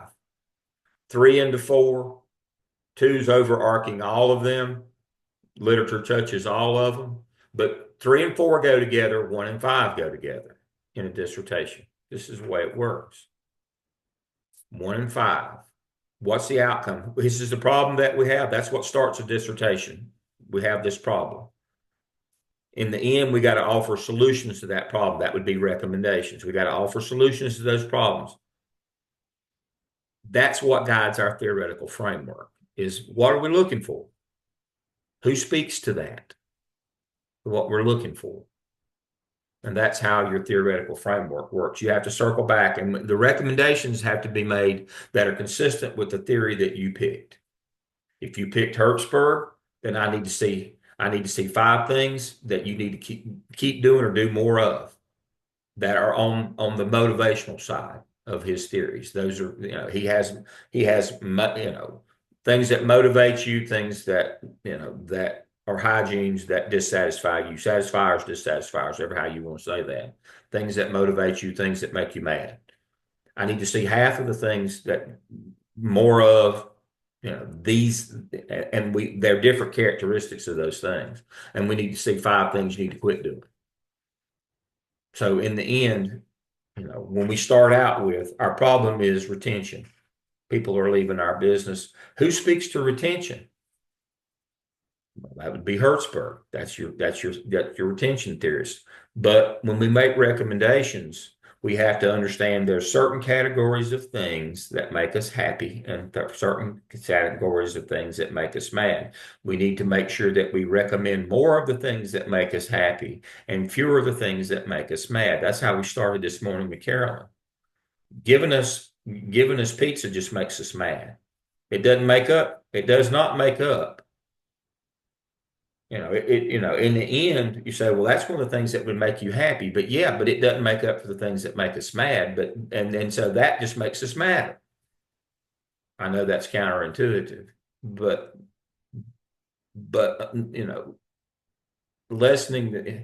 doing something, cosmetic or incidental or whatever, does not make up for, even if it's something we like, doesn't make up for the bad things. That's what Hertzberg tells us. And the bad things that we do are what drive people out. Those are the things we got to quit doing.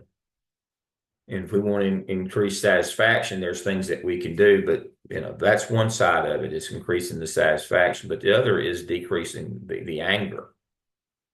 That's our retention theories. But in the end, our recommendations have to be shaped that we're these 2 categories of things. We do more of the good things and less of the bad things in the end. That's how a theoretical framework works. We have to pick the right theorist for our outcome that we desire. We want to accentuate the positive and lessen the negative. Well, that's 2 factors. Oh, wait a minute. That's what Hertzberg's called 2 factors. Oh, That's how that fits. And so we understand right away that we want to do more of some things and less of other things. All right. Well, that would be the Hertzberg. That's how we'll start with our problem in the beginning, and our problem is retention.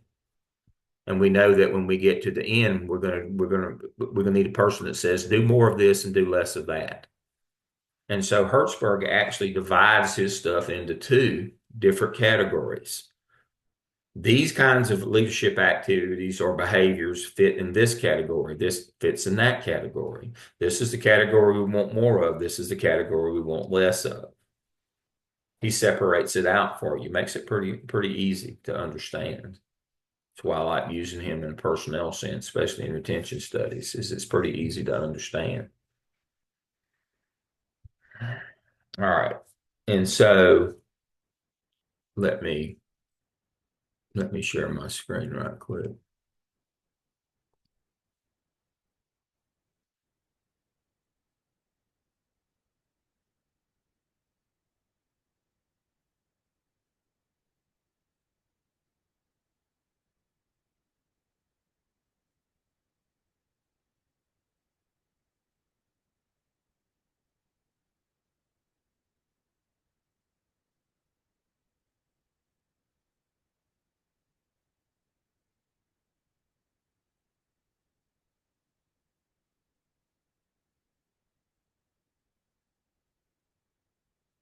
All right.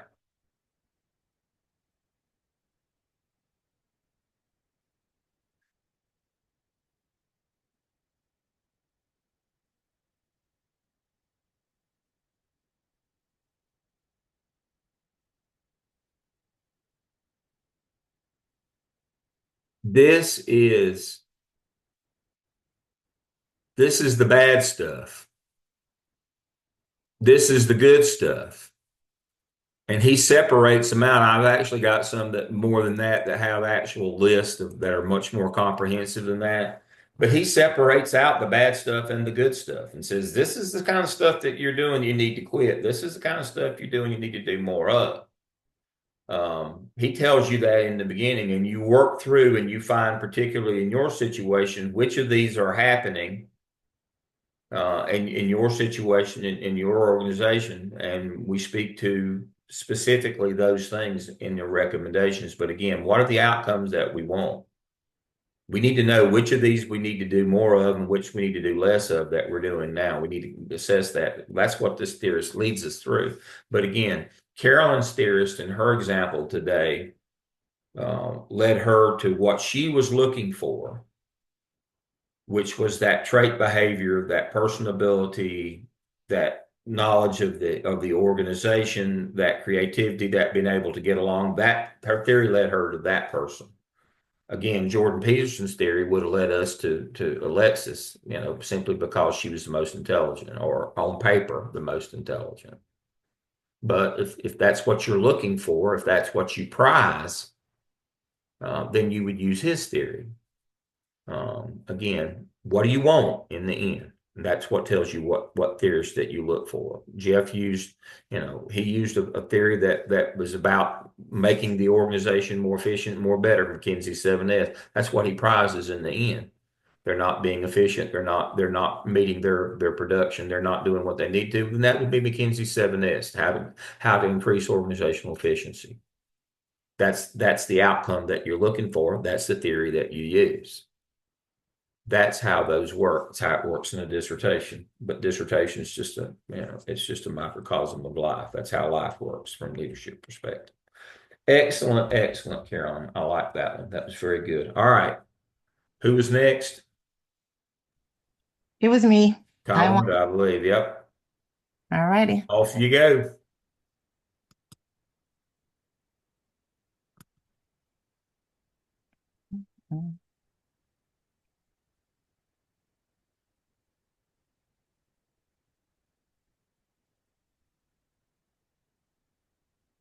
Okay. Today I will be going over case study number 2, which is the Green Cycle Publishing. Just a little background on Green Cycle Publishing. I included the organizational chart of the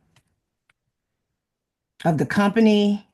Um, a few little facts and um,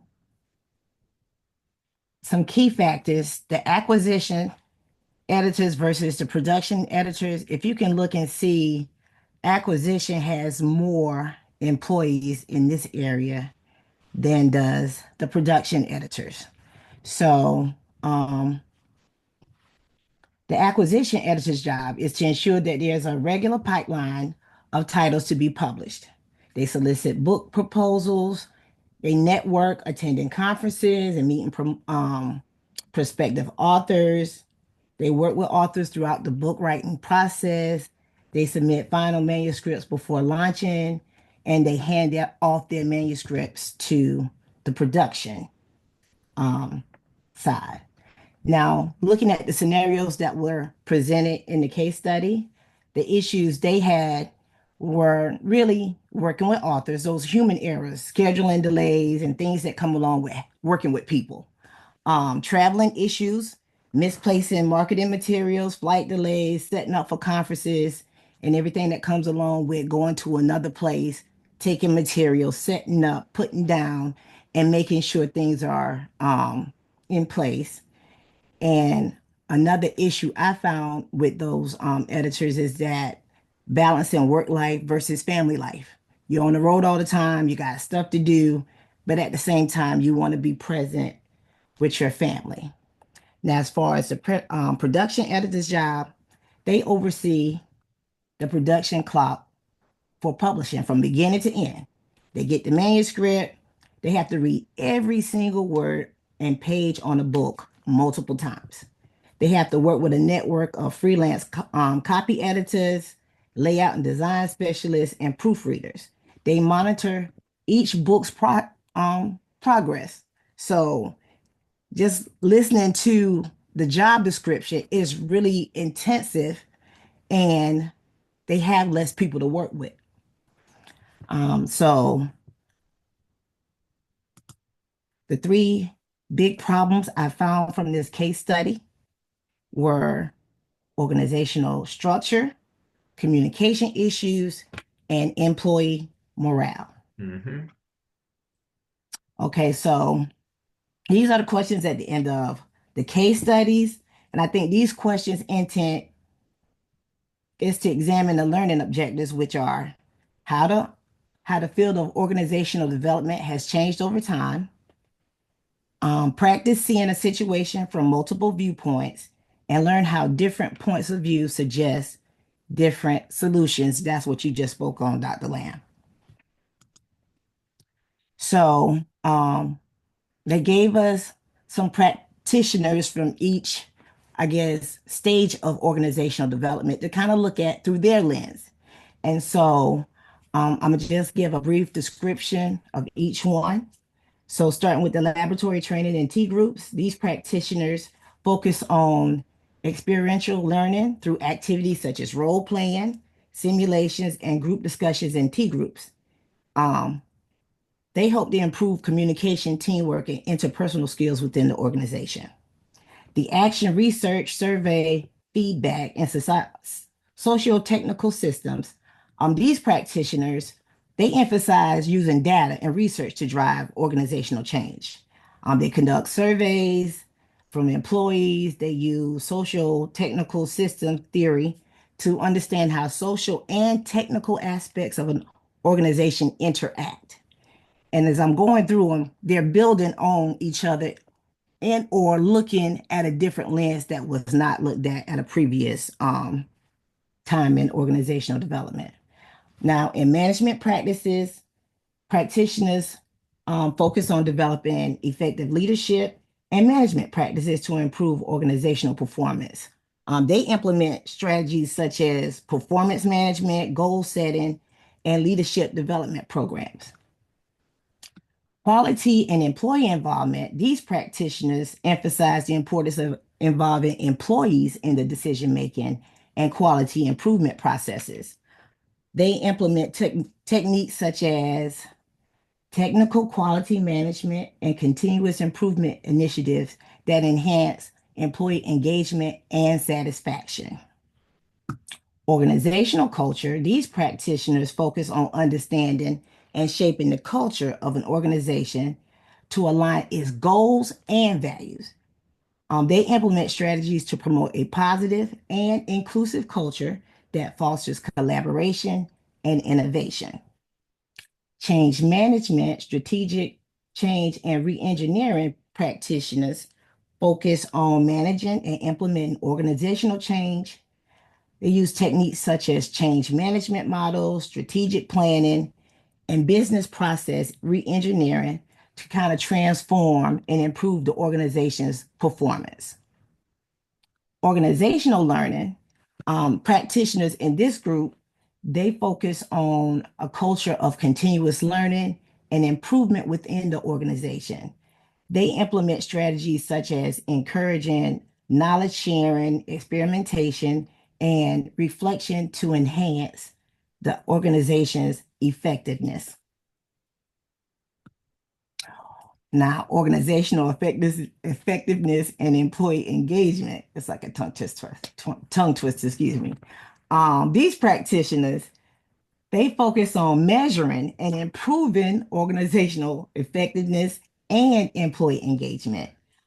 They implement strategies such as employee engagement surveys, performance metrics, talent management programs. They just really try to optimize organizational performance and employee satisfaction. So various lens, some of them sound the same, some build on others, some look at a different lens, but the driving force was to look at it through different lens and go through the development of organizational development, the stages, I'm sorry. So again, gave you the problems. Here's the solutions based on what was presented in the case study, what I read about each practitioner. So my solution would be to conduct a comprehensive assessment of the structure, the communication channels, and employee morale. So I would I would gather feedback from employees at all levels, review current processes and systems, and identify key areas of improvement.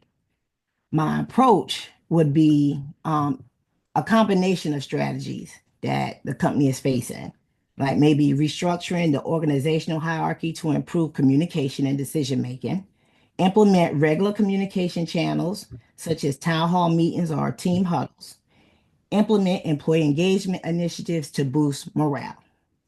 Now, if I was a consulting company, I would prioritize the main problems as follows. For the organizational structure, of course, it's causing so many issues the way it is set up. So you have to address that first in order to improve the overall efficiency and effectiveness. The communication issues, which there's poor communication, there's misunderstanding, there's lack of alignment, there's decreased productivity. And so when you have clear communication channels and processes, it's going to help eliminate that issue with the whole problem. So that would be next. And then I would focus on employee morale because, of course, low morale leads to decreased motivation, employee turnover, negative impact on the culture. And so you have to have employee engagement initiatives. You have to have recognition programs and opportunities for growth and development. If you got a happy employee, that makes a good culture. So I think just addressing these three main problems would be crucial for driving positive change within this company. And so for my reflection, just based on this case study, early on in the development of organizational development from the 1950s and 60s, it was about social and behavioral sciences. So they laid the foundation and principles for the practice of organizational development. Then we moved on to focus on human relationships, also in those early years, that placed a strong emphasis on improving relationships and communication within the organization. So this led to the development of interventions such as team building, conflict resolution, and leadership development. Moving through the phases, it went on to go on to systems thinkings in the 70s and 80s. So there was a shift going from a more holistic and systems-oriented approach to organizational development. This emphasized the interconnectedness of various parts of an organization and the need to consider the organization as a whole system. Coming on up in the phases is technological advancements. This made a significant impact on organizational development as it enabled new tools and methods for assessing and improving organizational performance. This phase included the use of data analytics, online surveys, and virtual collaboration tools. And finally, the phase we're in now is globalization, which is increasing the interconnectedness of the global economy and its influence on organizational development, leading to a greater focus on cross-cultural communication, diversity, and inclusion. And please forgive me for speaking on DEI. So when you look at the evolution, the organizational needs change, societal trends change, technological advances change, and by looking at those things, you got to always focus on improving this effectiveness. You always got to take those things in consideration to help with organizational development. I am done. Thank you. All right. Organizational structure. You got two silos in this company, right? Yes. Oh, yeah. Let me go back up here. All right. Okay. There you go. All right. You can stop your share now. We all have that visual. We got two silos, and that's what that looks like, two silos. Well, I had a student one time. Wasn't in the OL program. I think she was in curriculum. We used this case study. And she said, why do you need two divisions? In modern times, using technology, here's an idea. You go out and you find somebody and you stay with them through the entire process. And so there isn't two divisions, there's just one division. What do you think about that idea? That instead of having that silo structure where you come down, you have two different. What about if we just flatten it out and make it one, and you just go through? You start with the person and you end when they hand it to the printer and they physically copy it. What would be the problem with that? But there's some employees that have special skills. There you go. And so, of course, they're focusing on a completely different aspect. Right. So when you They have start, specialized pieces of this in their little silos. And if we take and turn that silo over and flatten it out, we may not have the right people in our organization then. And now this is kind of hard. This is being ugly, but you know me. We don't run this organization for these people to have a job. If we don't make a profit in the end, nobody has a job. See, this organization, because of the silos, is being driven by the skill set of the employees, not the needs of the organization.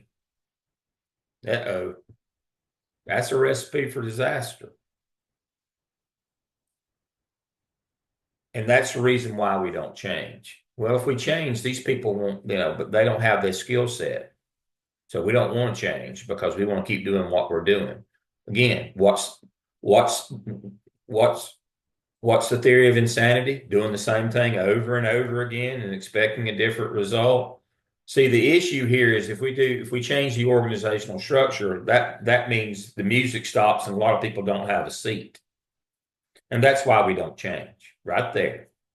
We have finally peeled the onion back till we've got to, that kernel of truth at the center is we don't change because we have defined roles. And if we change, then it means that we may not have a role for the people that we've got now. And so why would they want to change and put themselves out of a job? Just like those guys going to Boston. Why would they change and bring back applications and put themselves out of a job? I mean, their perspective was, they didn't want to change how the organization worked, the structure, what was going on, because it would mean that there wouldn't be a seat for them. There wouldn't be a job. That's the biggest reason why we don't change our organizational structures. They fit the personnel rather than the personnel fitting the structure that we need. We fit the structure to the personnel that we have, and that's why we don't change, and that's why we're unsuccessful. At the end of the day, that's why most organizations are unsuccessful. They hold on to the same structure because they're holding on to the same people. Now, back to Carolyn. One of the problem with what I call grifting, and I know that's a derogatory term, but that's what I call it. It's taking people and growing them through the organization from lesser roles, and they only know how that organization works. They only understand that structure. That's all they know. Do they have the ability to change and adapt? They do not. I've seen people at Gardner Webb that started out in lesser roles, and that's the only job they've ever had in their life. That's all they know. How could we expect them to change the structure or grow and adapt to a changing environment, work environment? This is all they know. This is all they've ever done. They don't know anything different. They don't have the capacity nor the willingness to change the structure. That's the problem with the homegrown people that started in the lesser roles and moved their way through. Yeah, I'm a big believer in sitting in the seats. You can only learn certain things by doing them. But if you've only ever done them in one place, that's all you know is that one place. That's all you know is that one place. And your capacity or willingness to change is very low because that's what you know, that's what you're comfortable with. It's also the system that you have succeeded in. You've accelerated your career through that system. And you have skin in the game to keep that system the same because you have mastered that system. You're working your way up. You have won in that system. If we change the system, you no longer win. That's really good and a really good point that you bring up, especially in my current situation, being with the same company for 16 years. And now the thought of having to go somewhere else Yep. or do something else is terrifying. It's terrifying. So, yeah, We'll that's a good cling point. to I didn't something think that's about not that. working rather than something new or different. So you Right. can't ask the people who have grifted up in an organization, who have moved their way up. You can't ask them to change it. They're not going to. They're not willing. They're not. And even if they were willing, they're not capable because they don't know anything else. They don't know anything else. And so that's the problem with changing organizational structure is if we went to one where in this context, Tim, I'll get to you in 1 second, where we hired people that connected with this author and kept and stayed with them through every step of the process and made a flat organization rather than two silos. The people that we got, especially on the production side, don't have the skills to do that. Uh-oh. What are we going to do with them? Well, it's going to be new ox time. We have to get some different people. We're looking for a different skill set. Again, back to the theorist. What are we looking for in the end? That's a different theorist. That means we're looking for a different skill set for those people than the ones that we've got now. We can't expect these people to go along with that.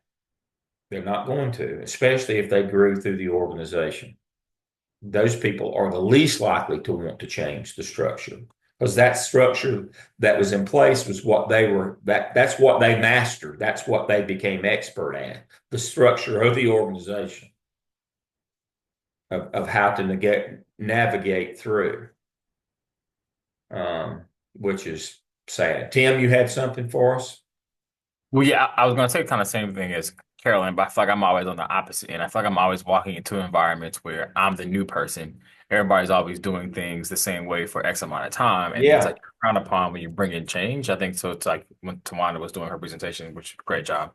Um, Something I think about too is like I think in this case study, I wonder if you brought in a new person, would they have a even harder time trying to shift the perspective? Like how you were saying earlier, raising the number of clients doesn't solve your financial problem, right? But maybe a change in personnel shift or structure might, because there's a different level of accountability and perspective. Well, But there's like, why is there so much resistance around change? So I've always been a person like I never get attached to the place, maybe the people, but never the place, because I always know that those things can change at any point in time. if you change your structure, you're going to have to change your people. That's the dark side of business that we don't talk about out in public. We talk about structural change, but in the end, when you change your structure, you have to change your people. Understand that. So when you start talking about structural change, people that means changing people. And people are automatically opposed. You say, well, why would they just want? Well, because that means that they're probably not going to have a role in this new structure. And remember, even the ones that might have a role, they excelled. They won the game in the old structure. If you change it, they may not be the winner anymore, or their path and their they're in this role, but they've had these three, but they've already seen the next three that they want. And if you change the structure, that changes their trajectory. Because how you move ahead now may be based on skill and knowledge rather than just longevity. I mean, when I talk about grifting, I mean, a lot of people just move up because they've been there the longest and they know the organization. That doesn't mean they have the skills to do the job. That their rise in the organization has not been based on skills. It's been based on agreeability and likability and understanding the politics, the structure, maneuvering. They may not be actually have the skills to do the job, but they have grifted their way up. And generally in those organizations, they become very inefficient. They begin to fail. They begin to fail because the people don't actually have the skills to do that job. They've just grifted up because of longevity. They were handy. They moved up. They were loyal. We liked them. They had agreeability, not intelligence or ability. They had agreeability. You can't make success in an organization about agreeability. It's got to be based on skill and ability, intelligence, those things. And when you change structure, that means most of the time you're going to have, well, all the time, you're going to have to change people. And that's why people resist structural change. That's why they resist change, because it means how we did business and how we succeeded now changes. And what the company is looking for now changes. Now it's going to be based on skill. When we change the structure, all of a sudden it's going to be based on, and flatten it out, it's going to be based on skill, not a hierarchy and not how it used to be. And that's why folks resist change all the time, because in the end of the day, that change may be them. It may be them. And Tim made a good point. You can connect with the people, but you can't connect with the place. You have to understand that at the end of the day, organizations are only successful if people bring skill and ability, which lead to outcomes. Agreeability and just playing the game and moving up because of that's what kills organization. Because we're willing to put up with whatever we get. We want the person, not the output, the outcome. We're about them and not the outcome. If they're good, fine. If they're not, fine. We don't have anything in place to differentiate between the two or make a change if we're not getting what we need. But in leadership, we have to be outcome driven. I tell school principals all the time, your job is to make a good number go up or a bad number go down, period. If you can't do that, we don't need you. You don't actually deliver the core competency of the organization, which is teaching kids. You don't deliver that as a school principal. Your job is to make a good number, outcome go up. Period. That's what leadership is. And your employees are not going to want to put themselves out of a job. But if you're not achieving your outcomes, you've got to change the structure, which means changing the people. They always come together. They're a match set. And that's why people resist organizational change so hard, because they know it's going to end them, or more than likely, or end their clear path to where they want to be. It's going to change how you move up in the organization. They don't want that changed either, because they've mastered how to move up in the current organization. They've become a master at self-promotion and how to move up without skill, just political maneuvering, longevity. Those are death to organization. That skill, longevity, when I talk about skill, the skill at just maneuvering yourself, that self promotion, not skill in your job, but that skill of self promotion and knowing the organization and being able to manipulate and move up. Organizations that's all that they have, that their structure is based on that, they always fail. They always fail. They always fail. Those grifters are never there for the organization. They're always there for themselves. That's the only reason they're there. And they don't understand or care to understand that outcomes are all that matter. They can't. They'll never come around to that way of thinking, because that does not self-promote them. That does not promote them. They see the organization as themselves as the greater good rather than the outcome. They are not selfless people. All right, who's next? That was excellent, by the way.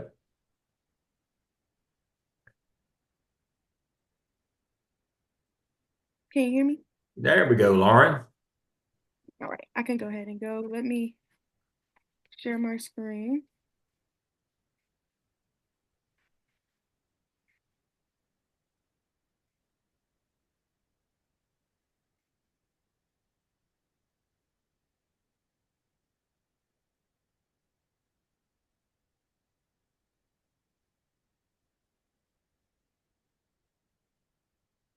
All right, so I did the same presentation that Carolyn did. I did choosing a new director of research, and the case study is in Northhouse. It's 2.1. So to introduce this research, to introduce this case study, this is about a company called Great Lakes Foods, which you'll see it throughout the presentation as GLF, and they're trying to figure out who to hire next as their new director of research. And the person that is hiring is Sandra Cook. They will report to her. She's the vice president, and she's just having a tough time trying to figure out of the three candidates who to choose. So I will go through the three questions that was shown in the case study at Northhouse 2.1. Again, choosing a new director of research.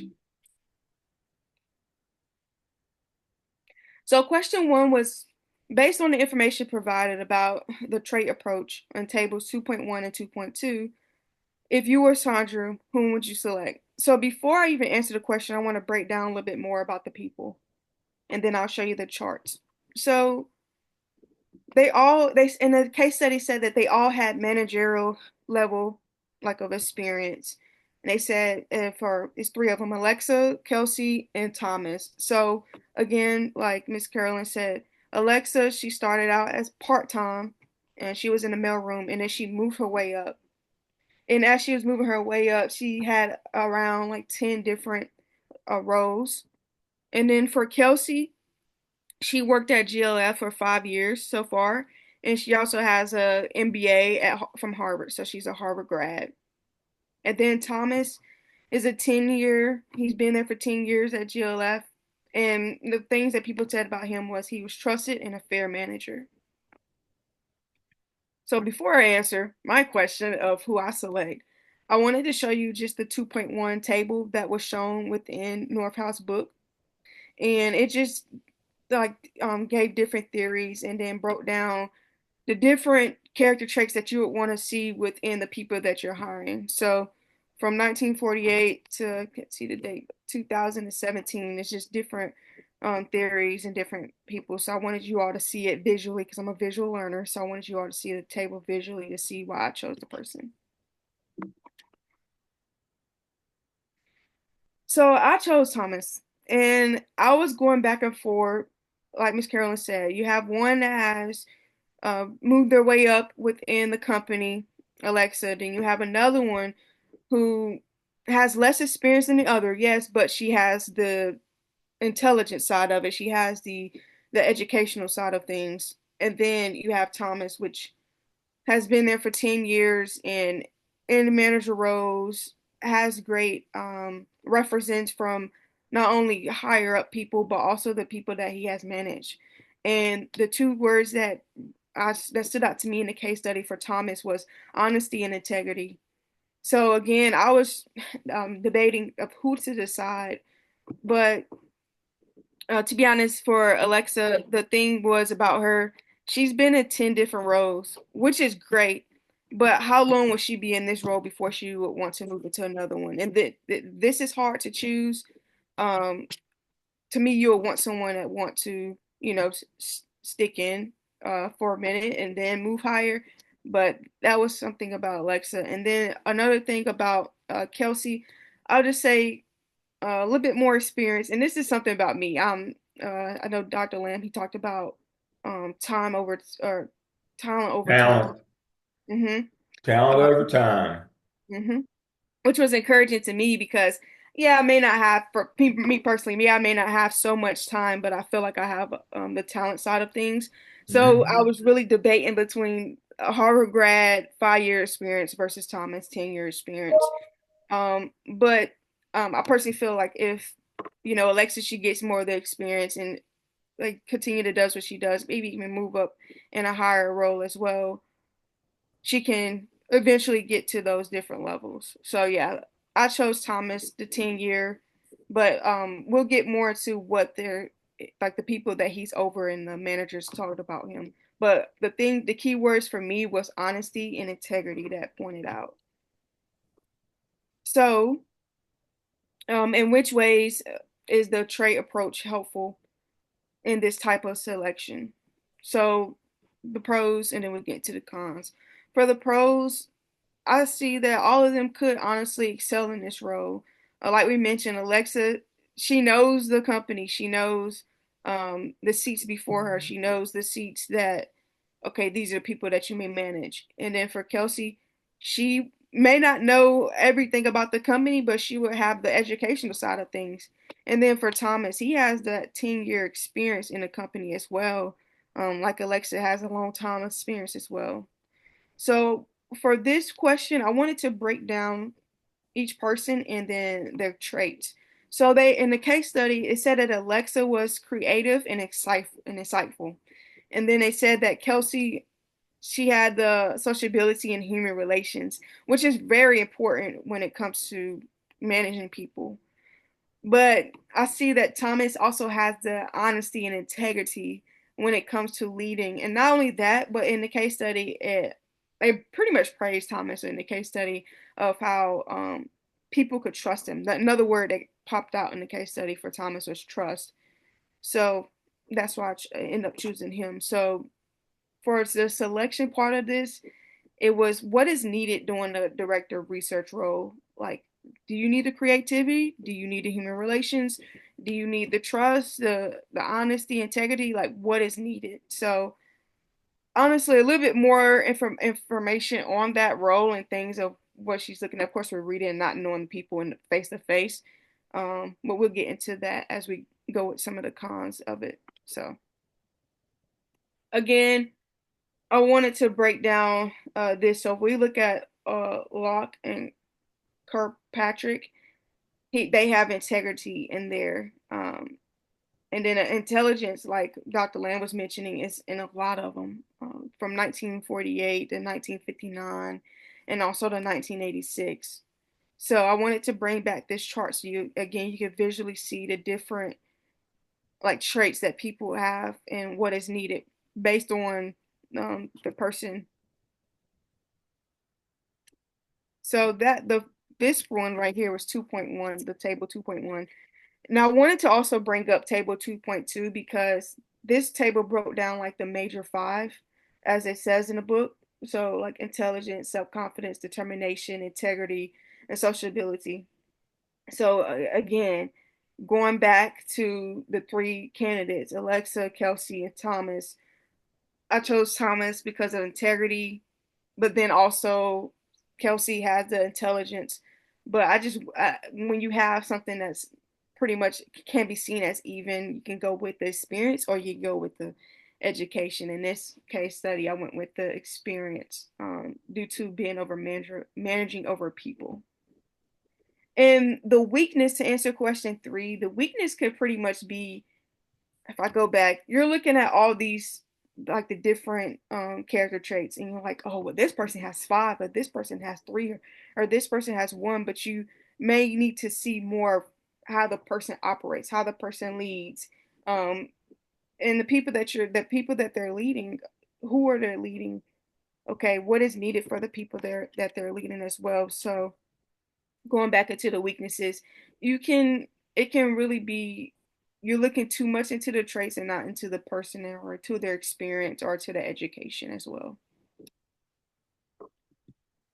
So to cultivate the whole case study 2.1, choosing, a new director, Sandra Cook, she has actually 3 excellent candidates and they're all in-house, which I also hear a lot when I was working in HR, like the in-house people.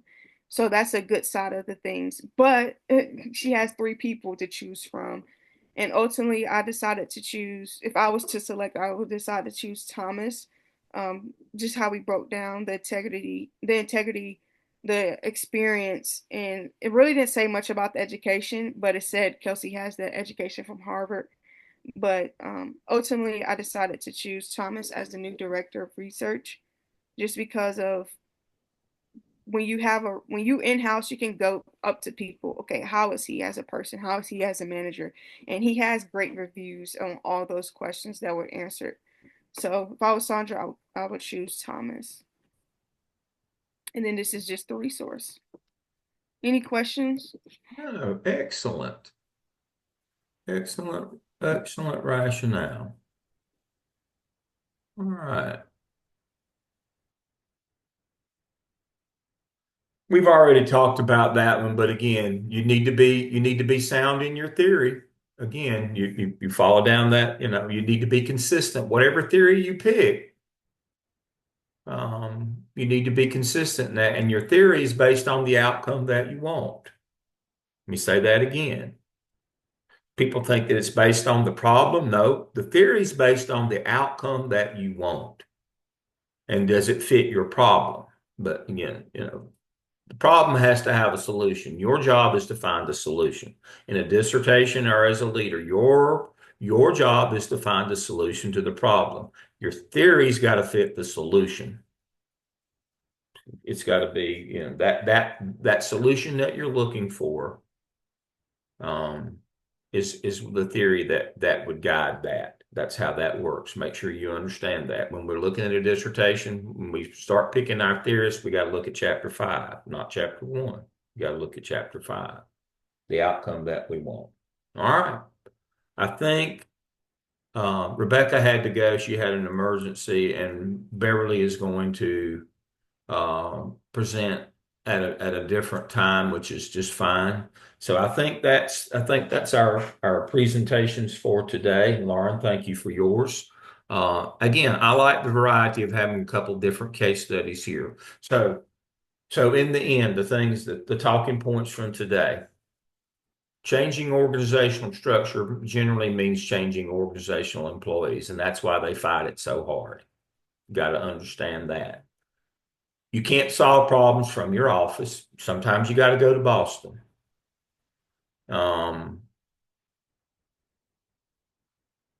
when trying to find a leadership path to take, we need to make sure that we follow our theorists. And our theorists should be based on the outcome that we want, not the problem that we have, but the outcome that we want. Those are the three big takeaways from our case studies today.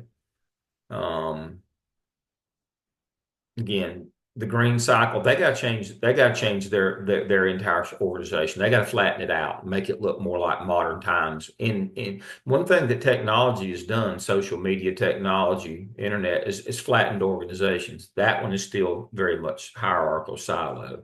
They got to change that, but to do that, they'd have to change people, and so that's why they're not. That's their problem there.